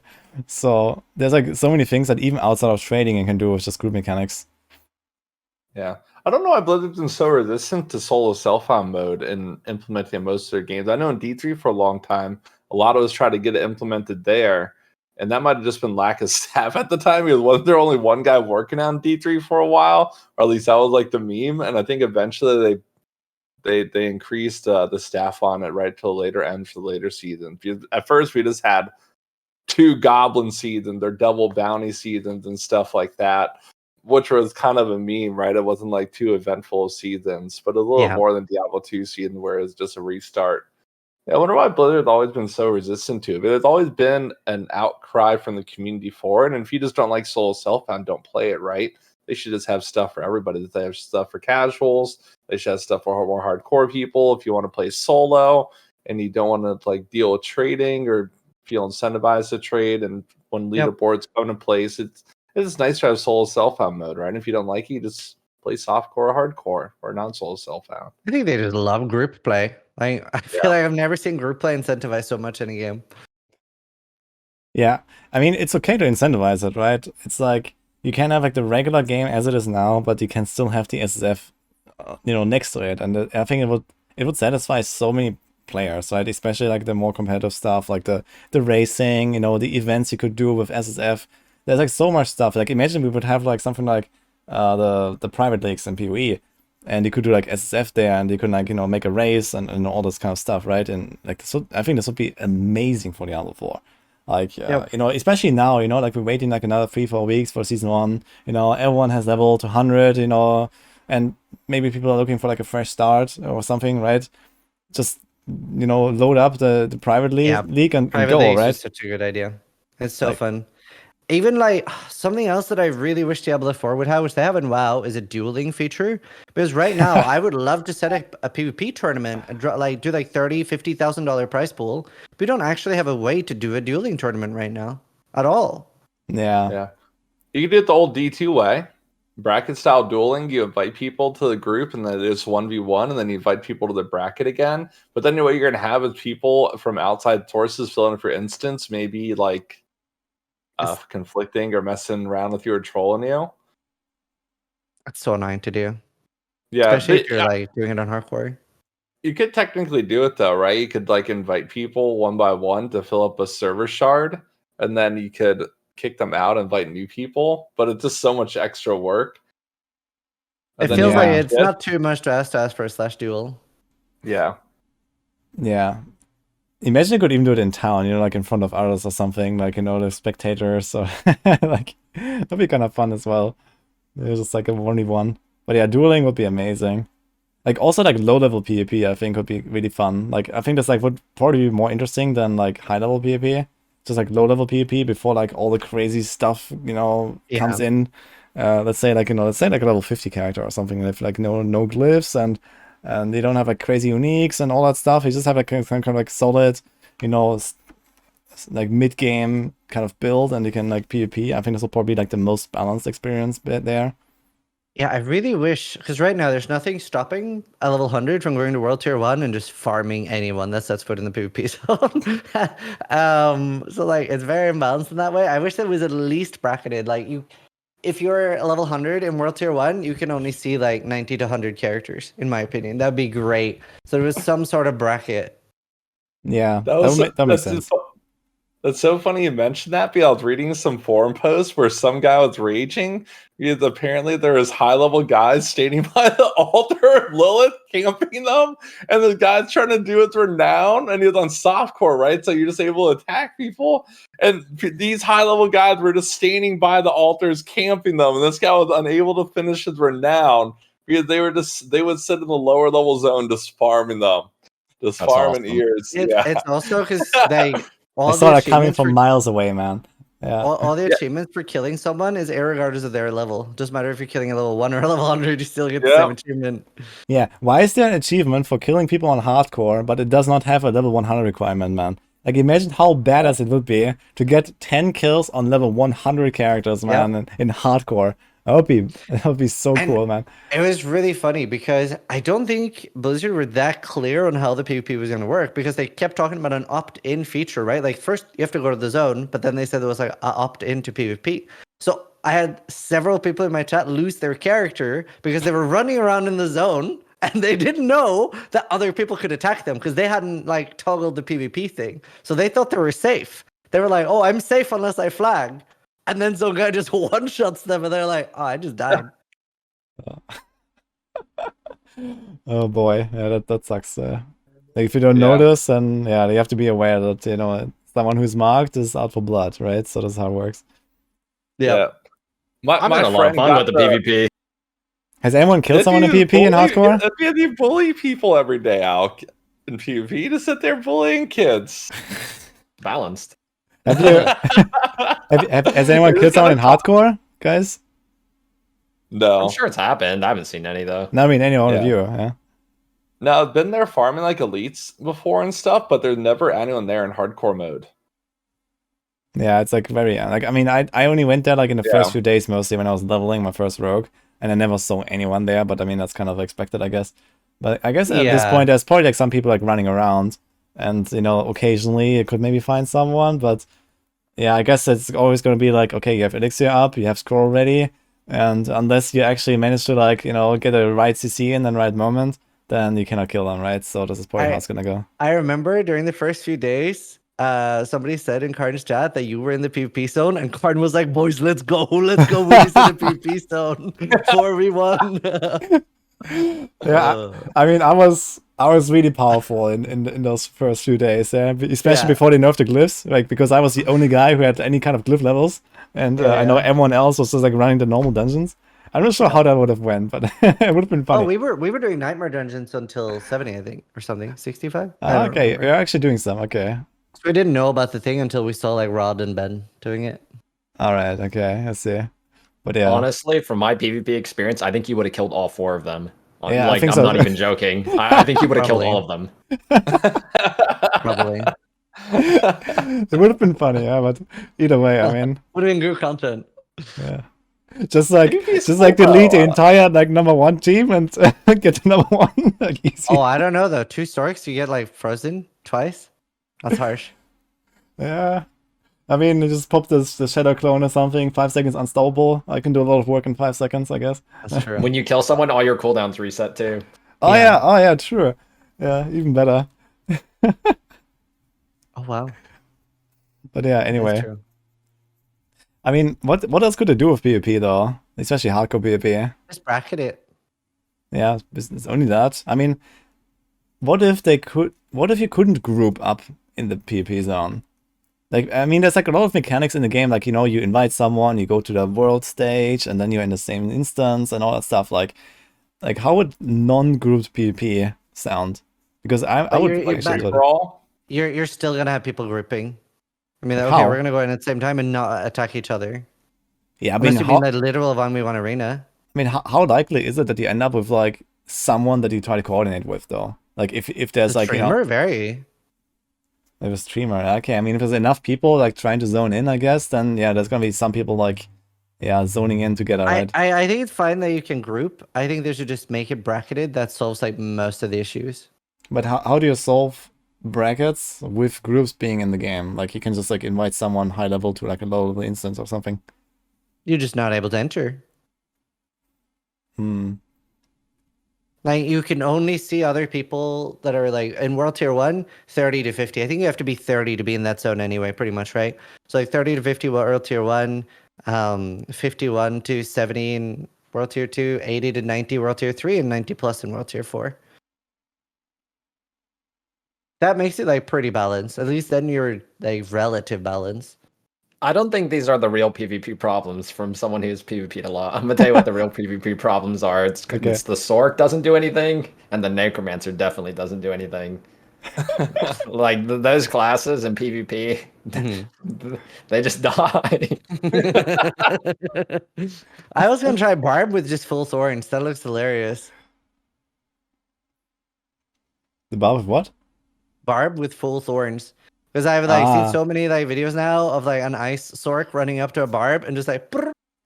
Yeah, honestly, thorns in PvP sounds like the most like awful mechanic I can imagine. Like it sounds so stupid, so boring. Like, you know, there's no outplay. Like there's like basically nothing you can do, right? If thorns somehow like get scaled too hard and you just kill yourself, you can't even attack. I mean, this is just I don't know. I think like, you know, have like this kind of like scaling, right, for certain mechanics, like dots are boosted and stuff like that.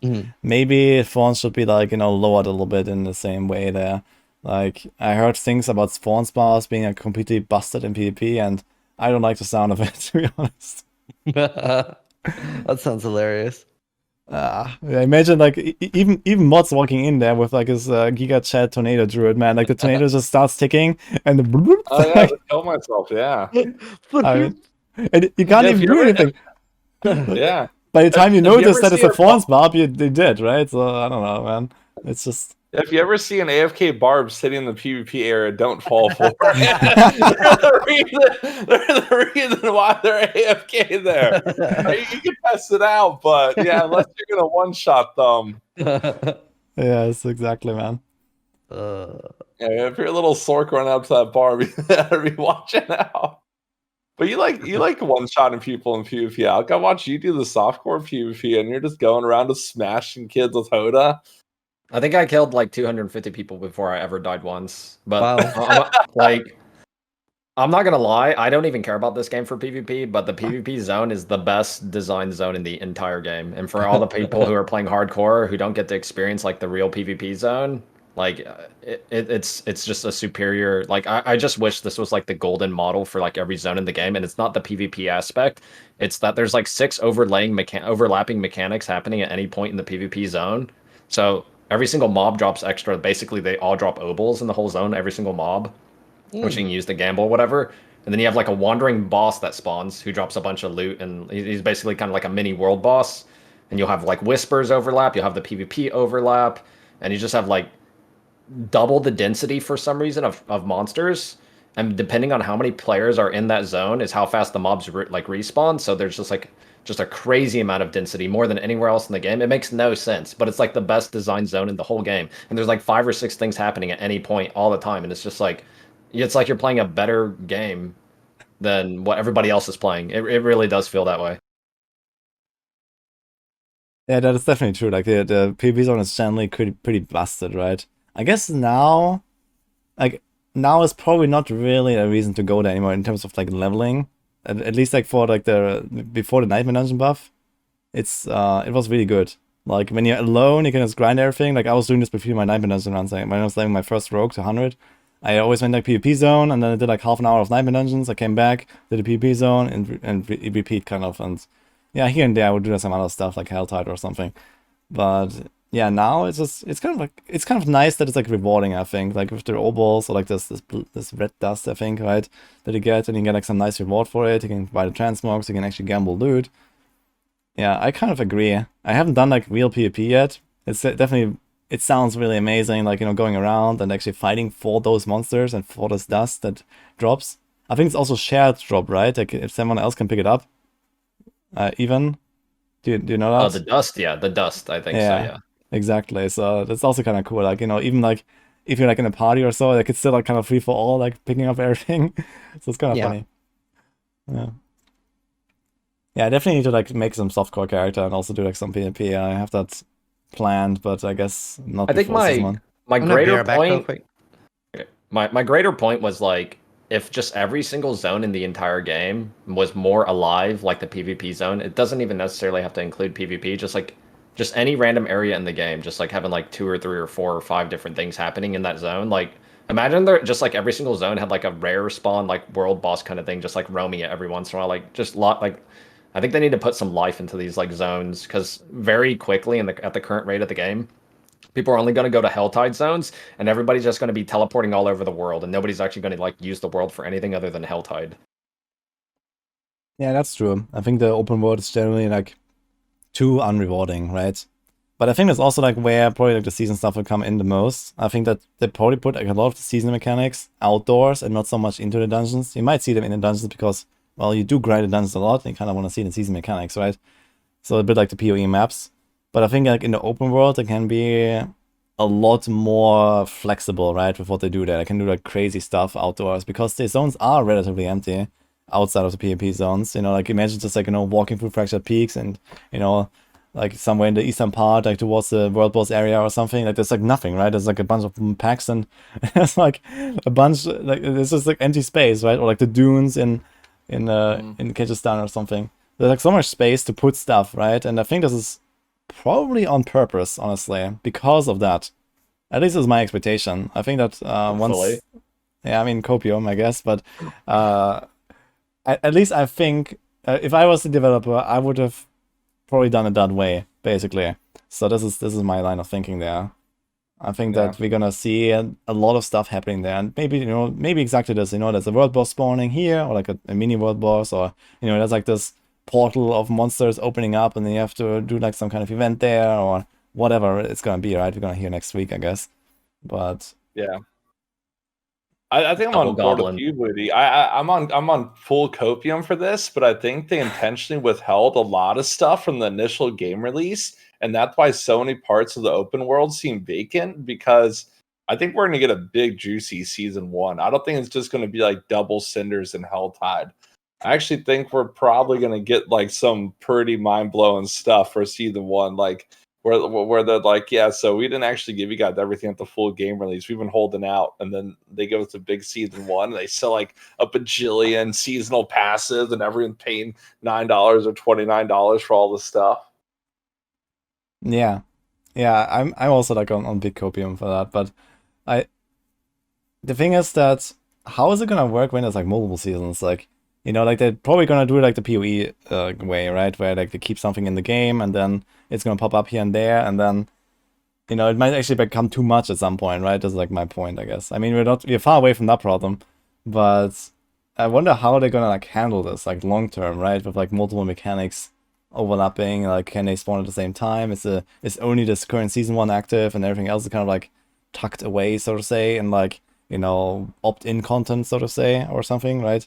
Like they don't always have to push. They don't always have to push like seasonal content into the base game, and they can always alternate it too, right? They could just like reactivate stuff. So it's kind of like legacy or whatever. So like you have like you have the first 3 seasons, right? And there's a couple modifiers. You might only just have 1 or 2 active. And just do that way, so it feels a little more fresh. Yeah, I'm really excited here. I mean, right now it's like all speculation, I guess. Yeah. I mean, didn't they actually say that they wanted to use seasons to experiment with new things to put into the game, and then they would decide if they want to keep it? I think they actually said that, right? Yes. One of the dev interviews, yeah.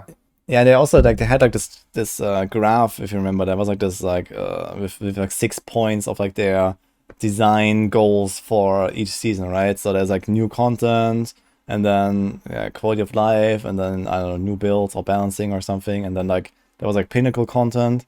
So I guess might get a new boss, like Lilith style, or might get maybe some kind of pinnacle dungeon, let's say like some Uber dungeon or something, right? That is like a bit outside of the Nightmare Dungeon Sphere. Welcome back, Ziz, by the way. Thanks. Just to get in loop, we are talking about potential season content and how the empty world could be filled up a bit through that. Zombies. Yeah, zombies, exactly. Yeah. So basically, that's where we're on right now. Yeah, I was going to say that. Yeah, like we're probably gonna see a lot of stuff in those seasons, so I expect them to be relatively massive. So it's also what Mod said, like, and Alka's bit, like, yeah, we'll see, I guess. I mean, I think that they have I'm fully expecting the seasons to be like larger than what we're seeing in Path of Exile, right? They have a larger team and a larger budget, so I think they'll be larger than PoE seasons. I mean, that would be. I'd be very surprised if that were to be the case. I expect like one like blanketing, overlapping kind of thing, and like like some changes to everything in general across the board. But I'm not expecting like, yo, here's a skill tree in your weapon type stuff. Maybe. I hope it'll be big. Like they've said they were going to be beefy seasons, so I'm hoping for beefy seasons. I mean, some of them might be bigger than others, so right? I guess especially the first one is going to be pretty large because it's probably like mostly pre-developed already. Like, Yeah. They're probably just like fine-tuning the last things and all that stuff for like weeks already, I imagine. And I think they actually have like some kind of like multiple teams. They have like one kind of like working on the next season already, and then there's like maybe some people already starting with the concepts for season 3 or something, right? So that's probably how it goes. And I think it's going to be mostly about setting the bar with the first season, right? So when we get the announcement, it's like in a few days, right? When is it? In 5 days or something? 6 is dev broadcast, yeah, the 6th. Yeah, exactly. So we have to watch 15 minutes of Diablo Immortal before the Diablo 4 season announcement. So, oh boy, man. Really? Yeah. So basically, how they're doing the developer live stream, right? The first 15 minutes of the Diablo live stream is going to be dedicated to Diablo Immortal, and then after that, they're going to include the Diablo 4 content and talk about season 1. I guess what to expect. So. Yeah, you gotta watch the first part so you don't miss the second part. Really? That's an Alk Gauntlet moment right there. It's not only a Diablo 4 developer update stream. It's a Diablo update stream, and there's 15 minutes of Diablo Immortal at first. I think they're trying to get some conversions here. I think they're like, yo, we could probably get a couple people to play our mobile game while we're waiting down season 1. Honestly, I think it's a really bad idea to put this into the same stream. Like, I think they're gonna feel that very soon, and they're not gonna do it again. I'm pretty sure. Yeah. So, I mean, okay, I kind of understand they're trying to promote DI a little bit, like it probably has like really, bled players now with D4 and stuff. But man, don't put it in the same. There's a reason for that, Don't put it in the same stream. I mean, oof. Yeah. What is this doing there? Dual wielding my wallet and my phone. I see, yeah. Perfect. But yeah, I mean, it's gonna definitely be ridiculed, like, by a lot of people, I think, with like the DI stuff before the D4 stuff. I mean, this is just like, oof, They did a really good job with all the D4 like, live streams, I think. Especially the most recent ones. I think they're generally they're really fine. They're like enjoyable to watch. They have some interesting stuff. And now they're doing this, and it's gonna be like a pushback there for sure, I think. Yep. I mean, the last one they did was really, really good. Especially Joe Shelley was just like so straight to the point on every question, and like really, really explained why people like certain things in like a great way that resonated with a lot of people. So I think that was a breath of fresh air compared to a lot of the past ones. Yeah, I really like his attitude as well. I like both Joes actually. There's also Pipiora. I just enjoy watching both of them, honestly, and like talking about the game, and you can kind of feel like they're like really into it basically, right? So this is kind of nice. It's very, very cool to have like this kind of like direct. Yeah, I feel the open line of communication that they've been having, I feel like it gives me a lot more confidence as a player, because it doesn't feel like your issues are not being addressed or they're not seen, right? Be that the worst feeling as a player of a game is where you might be feeling some good stuff out of the game, you might feel in the bad stuff, and then you're left in that unknown period, and that might discourage you from ever playing. But I think they've been doing a good job with the developer live streams and trying to tell us like what's going on. We might not necessarily like some of the nerfs that happened, but they're explaining why they did it and why they had to do it. And I like the open line of communication. I'm glad that they're doing these update streams pretty consistently and hanging out with the community.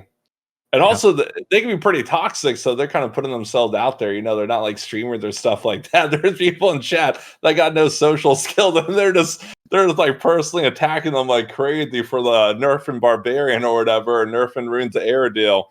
Yes, so I gotta feel bad for them a little bit. You know, you got someone chat crazy who's fucking going wild on them sometimes, right? Yeah. So. I mean, this is like the typical community stuff, right? Like every time a nerf happens, someone is gonna send death threats, right? It's just how it works. So shouldn't be. Yeah, but this is the internet, I guess. So I think more are coming, nerfs, and I think they're holding back. Honestly, nerfs or death threats. I think nerfs are coming, man. I think they're coming. Yeah, of course those are coming, man. I mean, they have to. So especially if they start introducing like, you know, some kind of like, you know, let's say there's a seasonal mechanic and they give you like a real incentive to do that seasonal mechanic, which means there's probably some kind of a character power you can acquire only there that you cannot acquire anywhere else, right? So in that case, there needs to be nerfs. Like, you know, it kind of like automatically buffs the shitty builds, but on the other hand, you don't want to like let the top builds just like, you know, just go to the moon basically, right?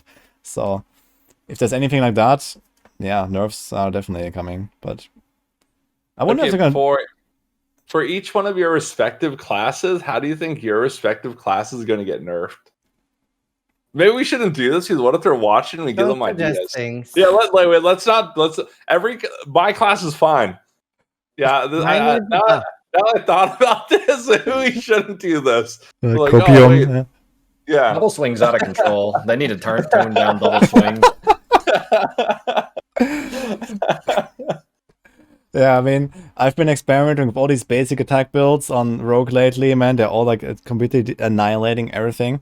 It's a mess. So I think like the basic attack should not be that powerful in this game. So especially after those recent buffs, it's crazy. So yeah. What do you think they're gonna do buff wise though? Like for your classes for season 1, you guys expecting? I'm really scared that they're gonna do what I don't want them to do, and they're just gonna look at the core skills that aren't being used and just give them like the Diablo 3 numerical buff or like through aspects or something like that. So like Hoda and Whirlwind are relevant for Barbarian now, and then season 1 comes out and they're gonna make Upheaval and Double Swing or something like that relevant. And I don't like. It's kind of welcome to have change, but I don't think that's the approach to go about.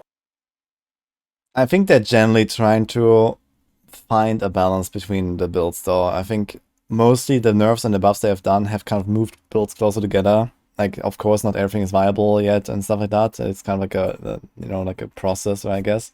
But generally, I felt like they targeted the really top end stuff with nerfs and the really bottom end stuff with buffs. So at least it's like my impression so far. And if they keep doing that, I think it's gonna be pretty nice. Maybe they can actually like also introduce like some more interesting mechanics. You know, like what if they introduce like a new aspect for double swing that actually does something, right? So that is like not just a numerical change, but you know, something a bit like in the direction of like shockwave for polarize or whatever, right? So maybe like sometimes you get a proc and you get like a huge double swing that actually hits you half the screen as like an AoE clear while you're hitting the elite or something, right? That could actually like make it really fun and like its own play style. So I think that's probably more what they are going with, honestly, than just like some numerical tweaks. You think they're gonna add in some new skill tree stuff, like just add like a little like detour and like give us some new core skills or anything? Or I'd love that. They said this, didn't they? They genuinely said that's expansion level content. I'm pretty sure. Expansion level content. For expansions, I can see that for sure. You know, like even adding like a whole new branch of skills, right, for like a class. Like imagine they take like the druid and they add like the fire skills. You know, like 3 fire skills or 4 fire skills, and they have like an entire like fire druid now, like from D2 basically, right? Or like an arcane Zorg or something like that, right? So this is probably more what we're gonna see in expansion, I think. Yeah, I think so. Well, I don't know if they would ever consider something like the ascendancy system or like subclasses or so, but probably not, I guess, in D4, right? It's like the classes are like very heavily themed, and Yeah. I'm not sure how such a system could work in D4. Yeah. They do seem to want to keep it more on the simpler side, which I think is fine. You think I'm gonna do some more Paragon board updates for season 1? The Paragon boards, or I have this feeling that chance. they're gonna give us the chance to like extract like legendary powers and unique powers at the occultist and put them into our board. As instead of a I don't glyph know or why. what? Yeah, so in place of instead of having a glyph slot, you could just have a legendary power or unique things slotted in there.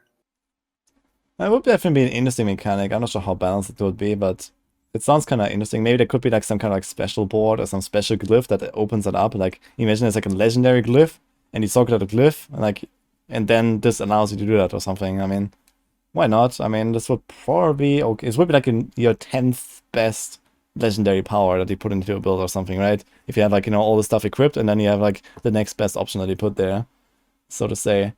I do think the Paragon system is where we're going to see like more like things being added in the short term, right? Rather than seals. Like it's so easy to just add an extra board, which could make completely new builds viable too if they want that, and it doesn't actually add that much complexity. Yeah, I agree with that as well. Like, like especially legendary nodes that can kind of like, supplement some archetypes, or maybe they're actually going to start adding like, legendary glyphs or something, right? That actually do something really special, like the threshold jewels in PoE or something. Like, it's kind of like the direction of glyphs in general, right? But they could be like way crazier stuff. That's what I always thought glyphs were. They're just like threshold jewels and legendary gem combo from PoE. Yeah, but imagine they actually do like some stuff like the legendary jewels in PoE, right? Where, for example, you can jump to the other part of the board or something by socketing a certain glyph there, or these kind of things. Yeah, like you could do like some really crazy shenanigans then, and I think over time we're probably gonna see something going in that direction. So it'll be like really awesome. Like unique glyphs, legendary glyphs, new Paragon boards. I mean, this is probably stuff that at least I would expect in seasons that could really like shake up the way you play a build. And then eventually you might have like so many different choices that it can actually just like take your double swing barb that Alk enjoys so much and actually like play it in like 7 different ways, and like with like different legendary powers on the Paragons, different legendary items and all that stuff, right? So yeah, I don't know. I mean, what else could they introduce basically outside of More like aspects? Crafting. Yeah, I mean, I actually think their unique item design, at least from my perspective, I don't think they could have done it worse. I'm gonna be honest. Just everything about their like, other than I think the druids have it the best, but I think like, shouldn't I be excited when a unique item drops? It's just like every single unique item on the barbarian is literally like bait. They're all bad. Yeah, it's kind of the same on Rogue, to be honest. There's like the Penitent Greaves that I just like put into every build, and they're kind of easy to get and not such a huge difference anyway. It's just kind of nice, and that's it. So everything else on Rogue is kind of like whatever. I think Penitent Graves aren't even good. They're good because there's not that really many interesting stats on boots. At least that's how I felt. Yeah, exactly. It's not a strong item or anything by any means, right? It's just like, it's kind of nice. You get a bit of a power spike there in terms of DPS, and that's literally it, right? So this is like uniques for Rogue in a nutshell, basically. I just don't get their design. They're common, like the uniques. I mean, let's be honest, other than the like super rare ones, they're all common, and almost all of them, minus like the druid ones, they're not even like build defining or like I don't even understand like the design purpose of any of the barb uniques. They're just none of them. They just all fall flat to me. Yeah, I agree. Like, I think some of them should have been like more out of the ordinary, right? A bit more like D2 style, so to say, with like really out of the ordinary stats, like, but in a meaningful like volume, right? Like, okay, if I have like a bow and that gives me like 50 all stats or like, I don't know, something like that, that I usually don't have on a weapon. Yeah, I mean, who cares, right? But if there's like a bow that gives me like 20% movement speed, I would say hell yeah, like suddenly I actually have like some kind of speed farming bow there, right?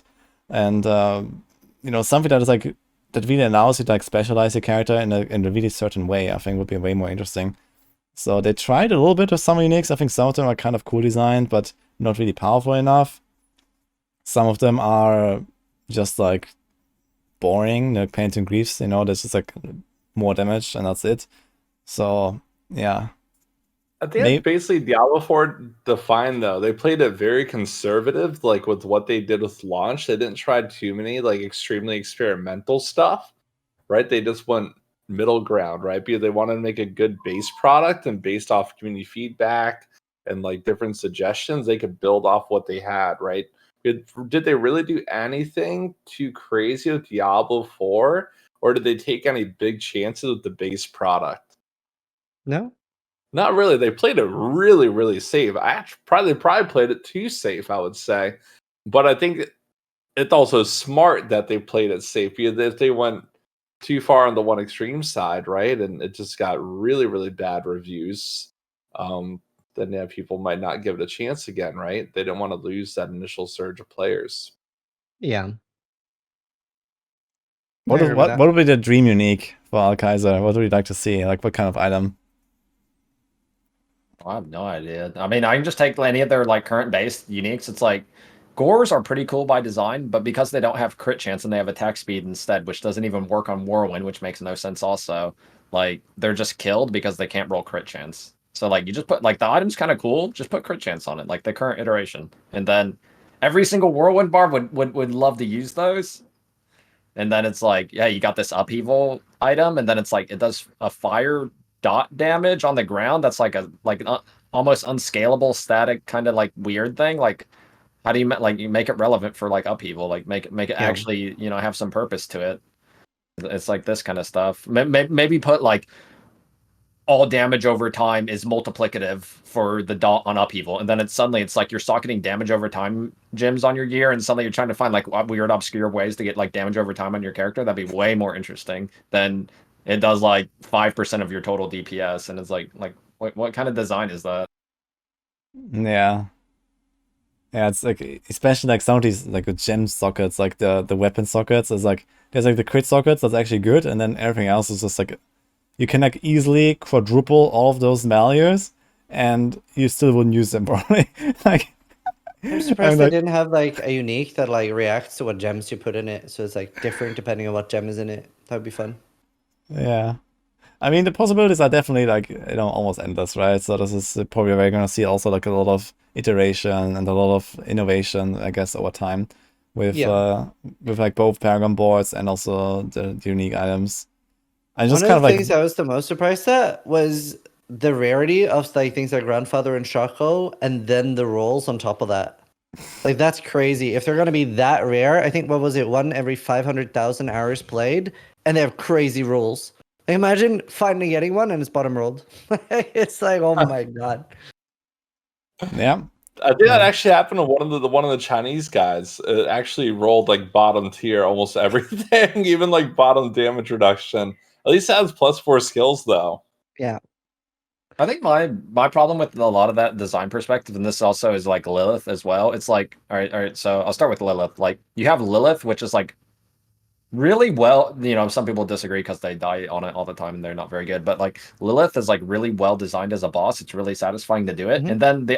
And then the next thing that is the next hardest in the game is like some nightmare dungeon boss that he's basically just a damage sponge, which makes no sense. Like there's nothing in between, and it's the same thing with the like unique items. You have like Grandfather and Shako and whatever else, which are like they're actually pretty good and they're so absurdly rare. And then you got like I don't even know the equivalent, like the most common unique item that everybody has, and there's nothing in between. Basically, it makes like there's no in between in this game. It's either super rare or it's super common. And to add to that as well, the items that are that rare are like, it must be like 8% of the entire drop pool or something, right? Because there's not that many uniques in the game.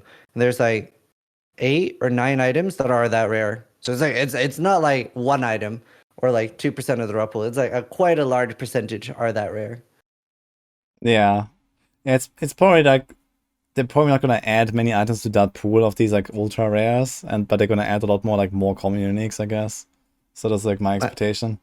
But My favorite thing I saw about it was there was I don't know if this is written by a person or not, but it was like farming these endgame activities could mean they're talking about farming the grandfather could mean a grind for several hours, if not more. But to get the grandfather to drop, it would be worth it. yeah, that's another AI article, I guess. No, I mean, For sure, I would several write a better hours. article than that. Wow. People Yeah, have different definitions of what several means. yeah. I'm I gonna don't get think up. I don't think there's any definition for several that is 500,000 hours. Yeah, several lifetimes. Maybe that's what they meant. just get up a bit earlier tomorrow and start grinding, and maybe get it. It's fine. Okay. Yeah, That's I mean, crazy. I wonder if they are going to add some more stuff in that for season 1, because you do have that middle point of the game where there's not a lot of stuff to do for more casual players, right? Like that 60 to 100 range.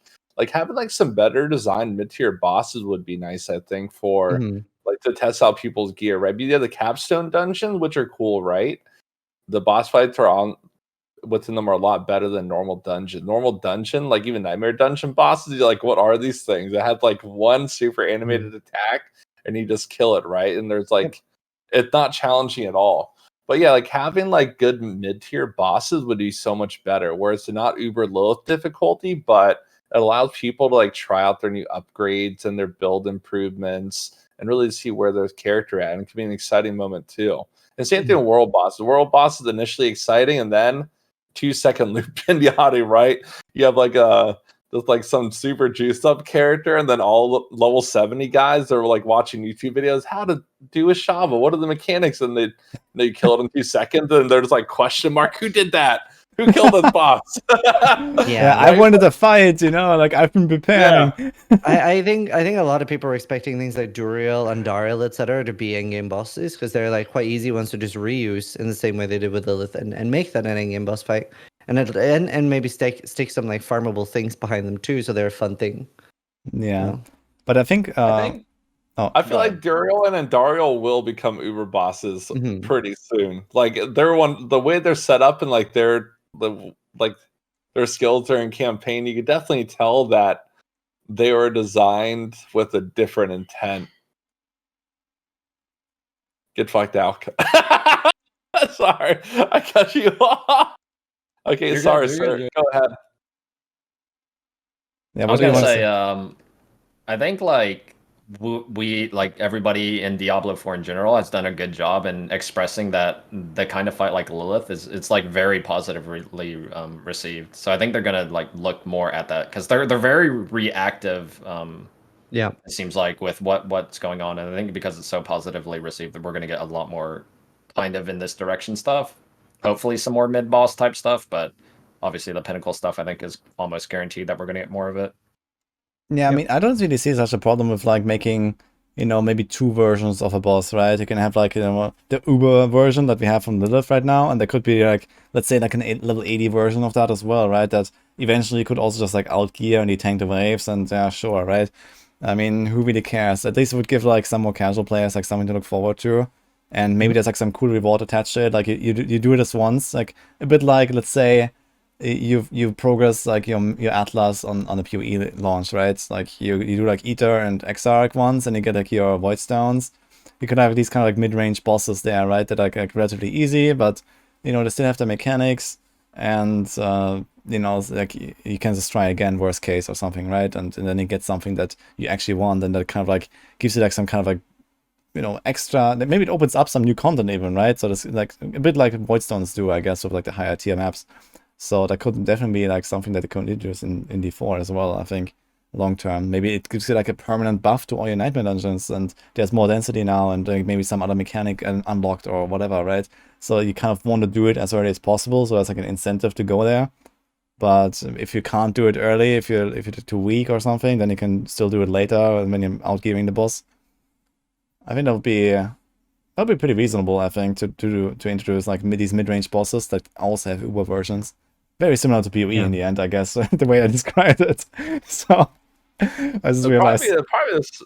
Hey, there's nothing wrong with taking good ideas from other games, right? Yeah. And implementing it into your game, right? Some people might call it idea stealing, but honestly, that's just smart, right? If another company has a good idea, you can implement in your own way. the That's entire what genre. Blizzard's known for. Yeah. I mean, the entire genre is made by Blizzard, if anything, right? Yeah.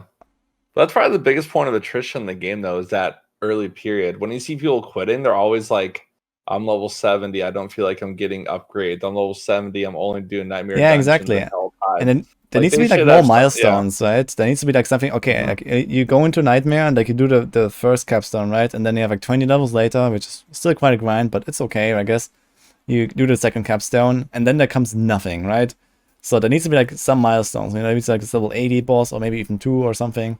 Maybe there's like something like the labyrinth, like you go there, you get something, whatever, right? So this is probably like where they should focus on to like kind of like break up the monotony of the grind. I think just make it more exciting, do more different stuff on the way to 100. Mm-hmm. For me, it's more tied to gear. Like I feel like gear, like there's nothing to pursue like gear wise, like somewhere around like 70 to 80, and it's like you're just going for such like minor upgrades, and that doesn't like that's not really exciting. Well, one thing that is just genuinely, I think, just completely wrong / weird. Whenever you're like level 80 plus, every single legendary item that drops on the ground, you basically don't care. Maybe you're missing one ring power or something like that, but like I'm more excited to see like ancestral rare items hit the ground than legendary items, and that makes no sense to me. Like, what am I like? There's no aspect that I need anymore. I already got them all. Like, give me something else to like chase. Like, what would it be? Like, do you want the legendaries to be better, or? Just waiting, right? Waiting is one Or way, so waiting there'd on be them, like yeah. some that are more rare, but you could also do stuff like, let's just say like the Hoda Quake power or something. If it's like the ancestral, like why are there 3 tiers in the first place of like sacred, normal, and ancestral? Like maybe like the ancestral Hoda Quake power can roll like, maybe it's like 5%, just something slightly better than sacred or like normal, because I remember the first character I played, I just took all the stuff I found from World Tier 3, all these aspects from doing so many Helltides, and I just slapped them on a bunch of ancestral items. And I was like, oh, I don't need any legendary powers. I already got them on it. Just like that feels really weird to me. Yeah. A lot of people don't even know that you could even put sacred or normal legendary aspects on ancestral gear. Every single day I hear about it. Like, wait, you could put Right. Yeah. normal legendary powers on ancestral gear. I've been looking for this ancestral aspect forever. It's kind of like the purveyor of curiosity, like the most recent patch, the bug, like where it said sacred or ancestral, right? And you can start getting ancestral stuff at level 73, but it was like rotating, and people are like, oh, I'm not sending my opals because it says sacred only. You're like, hey, but if you click on it, you'll get all ancestral stuff too. And they're like, wait, really? And then they're like, yeah. So like people weren't gambling at the purveyor of curiosity for like extended periods of time because they thought they're only going to get sacred stuff, right? The tooltip wasn't actually correct on it. It was a bug, but they fixed that this patch. So it doesn't lie anymore. Yeah, for sure. I mean, the tutors in general are like really awful, I think, in this game. Like, there's like so many like missing numbers and missing decimals, and like the stuff that's displayed is just not correct. I don't know. It's just like the tutors are just lie everywhere. Like, if you don't know what's right, if you don't know the mechanics behind it, I'm not sure like how in depth we have looked at it, but there's like a lot of work that needs to be done. Like, it's really awful. They have a better in-game game guide. Even like for the cultists, like when they're re-rolling, like first off, advanced tooltip mode should be on by default. People like people like that just don't go in the menus and explore, or don't watch a YouTube video or like some game guide, and like they don't know about advanced tooltips. They don't realize they rolled like the worst aspect ever, and they're like, why is my build not that good? And they're like, oh, advanced tooltips, wow, I should turn that on. It actually tells me the range of stuff. That should be there, and then they should convey like more item information at the occultist for rerolling, right? Like what stats can you get? Why do you have to go to a third-party website and look at all the things, right? Diablo 3 pretty much had like most of those things in game. So yeah, I think like having more information in game is more new player friendly too, instead of shuffling people to third-party websites. Yeah, absolutely. Do we have like maybe some some like questions from chat or something that we can also talk about, like, or is like any other topics that any one of you wants to like close with, basically, because if you're sitting here for like 2 hours now, maybe have like something like a few last things, and then we can also like slowly conclude it, I guess. Let's I've see. been up for like 24 hours now. Oh man, like You you did? didn't Where was you I? didn't have a nap after all? I thought you had like actually like took a nap and stuff. I had the tiniest nap, but I was playing with my dog and my kid. I got like a 30 Vulnerable minute as shit. Yeah. Yeah. Oh man. Okay. Well, yeah, Oh, you don't like classes over reliant on vulnerability, the inconsistent ways of getting vulnerability, exploit glyph, not giving the same bonuses to every class, and forcing you into using specific skills that don't really bonus synergize with memory. your build just to get a huge multiplier. Yeah, I think vulnerability probably needs a little bit of an overhaul. yeah. Yeah, vulnerable is a huge problem, I guess, in like scaling damage. So it's just like too I think much crit is like too already. crit. My barb has like 750 crit and softcore. It's crit multi. Like, what is that? We're like 5 expansions in. 750, man. Holy, yeah. I mean, that is a lot for sure, yeah. And do you still like, is there like a cap or something in the PvP or something? Or is there I like don't know how it works in PvP. I just know you do like 8% of your total damage. okay. Ah. And people say vulnerability needs to go away. I don't think it needs to go away. I think the mechanic itself is kind of relatively interesting. It's just like way overtuned, right? It's just like it's kind of cool that there's like a debuff like that. It's a bit like, I don't know, how does it compare to other like, games, I guess, but you know, it's like some game mechanic, and I think it's a okay mechanic if it's like not so mandatory, right? If it's like not quadruple damage, but it's like plus 50% or whatever. I think that could be like way more interesting. It's crit 2.0, people say, yeah. Yeah. I would say like damage is too spiky in the game. Like nothing, like doing this constantly up and down, up and down, up and down. Like every time you're playing the game, almost any build, it just like, can we get it a little bit more straight? Yeah. It's a Yeah, bit like the what, fact that whenever vulnerability goes away, you feel like you're doing nothing. It's the same problem with Storecast, right? Like when something's not crowd control, it feels like you're doing nothing. yeah. I think that it's leaned a little bit too hard into some of those mechanics, right? Like, especially on Sorg, like, it's like so much based around crowd control and crowd control damage. And then you have bosses where it's just like, okay, you just stagger them and you do something, or you don't, and good luck, right? Or you defeat the elite in 5 seconds, or it becomes unstoppable. Good luck. You know, it's just like, yeah. It's okay to have conditional damage effects, I guess, like that, but they're like too mandatory, too much.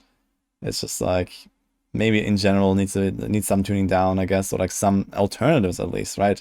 It's okay that you can build it like this, but Zorgs don't really have the option, I guess, most of the time, I feel. Yeah. Okay, Do do you you guys have like the anything else? feeling, those of you who are fighting Lilith right now, like, do you like the feeling whenever, like, your conditionals finally green light and you got all your stuff up and then Lilith jumps into the air and flies away? Like, That's probably the biggest problem with Druid prog, and everyone always says Druid's super overpowered, but man, playing Druid on Lilith is aggravating because you're proc reliant, and as soon as you proc, she just goes up in the air, and you're like, oh no. And then you like dodge, and then your proc's over with, and she comes back down, and then you're like auto attacking, try to get your proc, and then you just wait for the stars to align. But when everything procs at the same time, she just melts, right? You're just like, oh wow, I'm so strong. Yeah. But I don't Exactly. think it's not the same way as for Rogue. That's kind of just Druid balance, because you have to basically ramp up Grizzly Rage and your crit multi, and then you have to have like your Earth and Might proc, and then you just hope the boss doesn't move, and then if she doesn't move, you just like absolutely wreck her, and then if none of your procs happen, because lucky Yeah, it hit felt a bit chance. RNG. Yeah. It's very RNG on Druid. Unless you're like a Necromancer. Watching Necromancers do Uber Lilith makes me sad. They're just like, one corpse, we're gonna go, and like the boss is just like deleted. And then they're like, time to avoid like the instant death mechanics, and they're like blood mist, and they're just like going through all the waves and stuff, like tanking everything. Like, wow, I should have rolled the Necromancer. I wonder how Alk feels about that, watching Necro kill Lilith. I actually haven't watched a Necro kill Lilith. I know it's in like a minute or something stupid like that, but I've genuinely never watched someone do it on the Necro. To be fair though, everybody was bullying Necro for so long, you know, so like maybe it's fair. It's like, oh yeah. At least Well, they now got we're something going owning for them. Lilith. Yeah. Yeah. I mean, I heard like some like necro players actually say that, you know, okay, it works really well in that scenario of like the boss and stuff, like you shotgun her really hard and you have a lot of damage and stuff. But I know also that it's just like not really strong. So yeah, they have like the niche, I guess, right? But it's like a kind of like irrelevant niche almost. So My experience with a necromancer that I've seen is when I run into them in the PvP zone, they blood mist, and then I just stand there, and then when they come back, I kill them in one hit. It's literally happened like 50 times. Oh no. they feel protected for 3 seconds at least. Yeah. We need to live a little longer. All right. Well, I mean, in that case, do we want to wrap it up here? I Yeah. think I had a really cool discussion. So it was fun like hanging out with you guys, and hope that chat enjoyed it. Maybe when closing, everyone can just give like a little info about themselves again, like, you know, who you are and where where can we find you, and then we're gonna conclude here. Okay. So maybe start with Alk. Yeah, Alkaizer. I've been streaming for like 9 years. Alkaizerx Twitch channel thing. I think almost most everybody who plays these games probably knows who I am. So Okay, Sis. I'm Zizaran, streaming only 7 years here. Stream like mostly ARPGs, PoE, D4, everything. And yeah, we'll be playing probably every season of D4. Nice. As we're just telling people how long we've been streaming, I think I've been streaming the longest here by a couple of Boomer. years. I'm DatModz. You can find me on Twitch, Twitter, whatever, at the same handle. Excited for D4. Hopefully, Blizzard comes in hard with season 1, and hopefully they don't neglect some big quality of life changes. Don't be afraid to give us more stash tabs. Don't burn people out. Let's get some more quality life. They should announce more stash tabs on the dev live stream. No pressure at all. But yeah, excited for season 1 and to see what the devs bring us, and hopefully it's a banger. Yeah. Cool. And thank you very much, Woody, for hosting the podcast. It was actually a lot of fun. Yeah, thanks for having us. I had a lot of fun as well. So yeah, I was glad that all of you joined, and that chat hopefully enjoyed it as well. Yeah, obviously I'm gonna put this out here on YouTube as well and stuff, and I'm also streaming for 7-8 years. I don't know exactly. Anyway, yeah, everyone here is like a long time blaster, I guess. So that was like a pretty big podcast, I guess, and it's kind of cool to see that you guys want to stick around, and I'm quite excited to see where it will go like in the future, and always excited for maybe other podcasts in the future. So yeah, looking forward to it. Cool. So yeah, thank you all very much. Bye. Good luck on Lilith. Bye. Thank you, man. All right.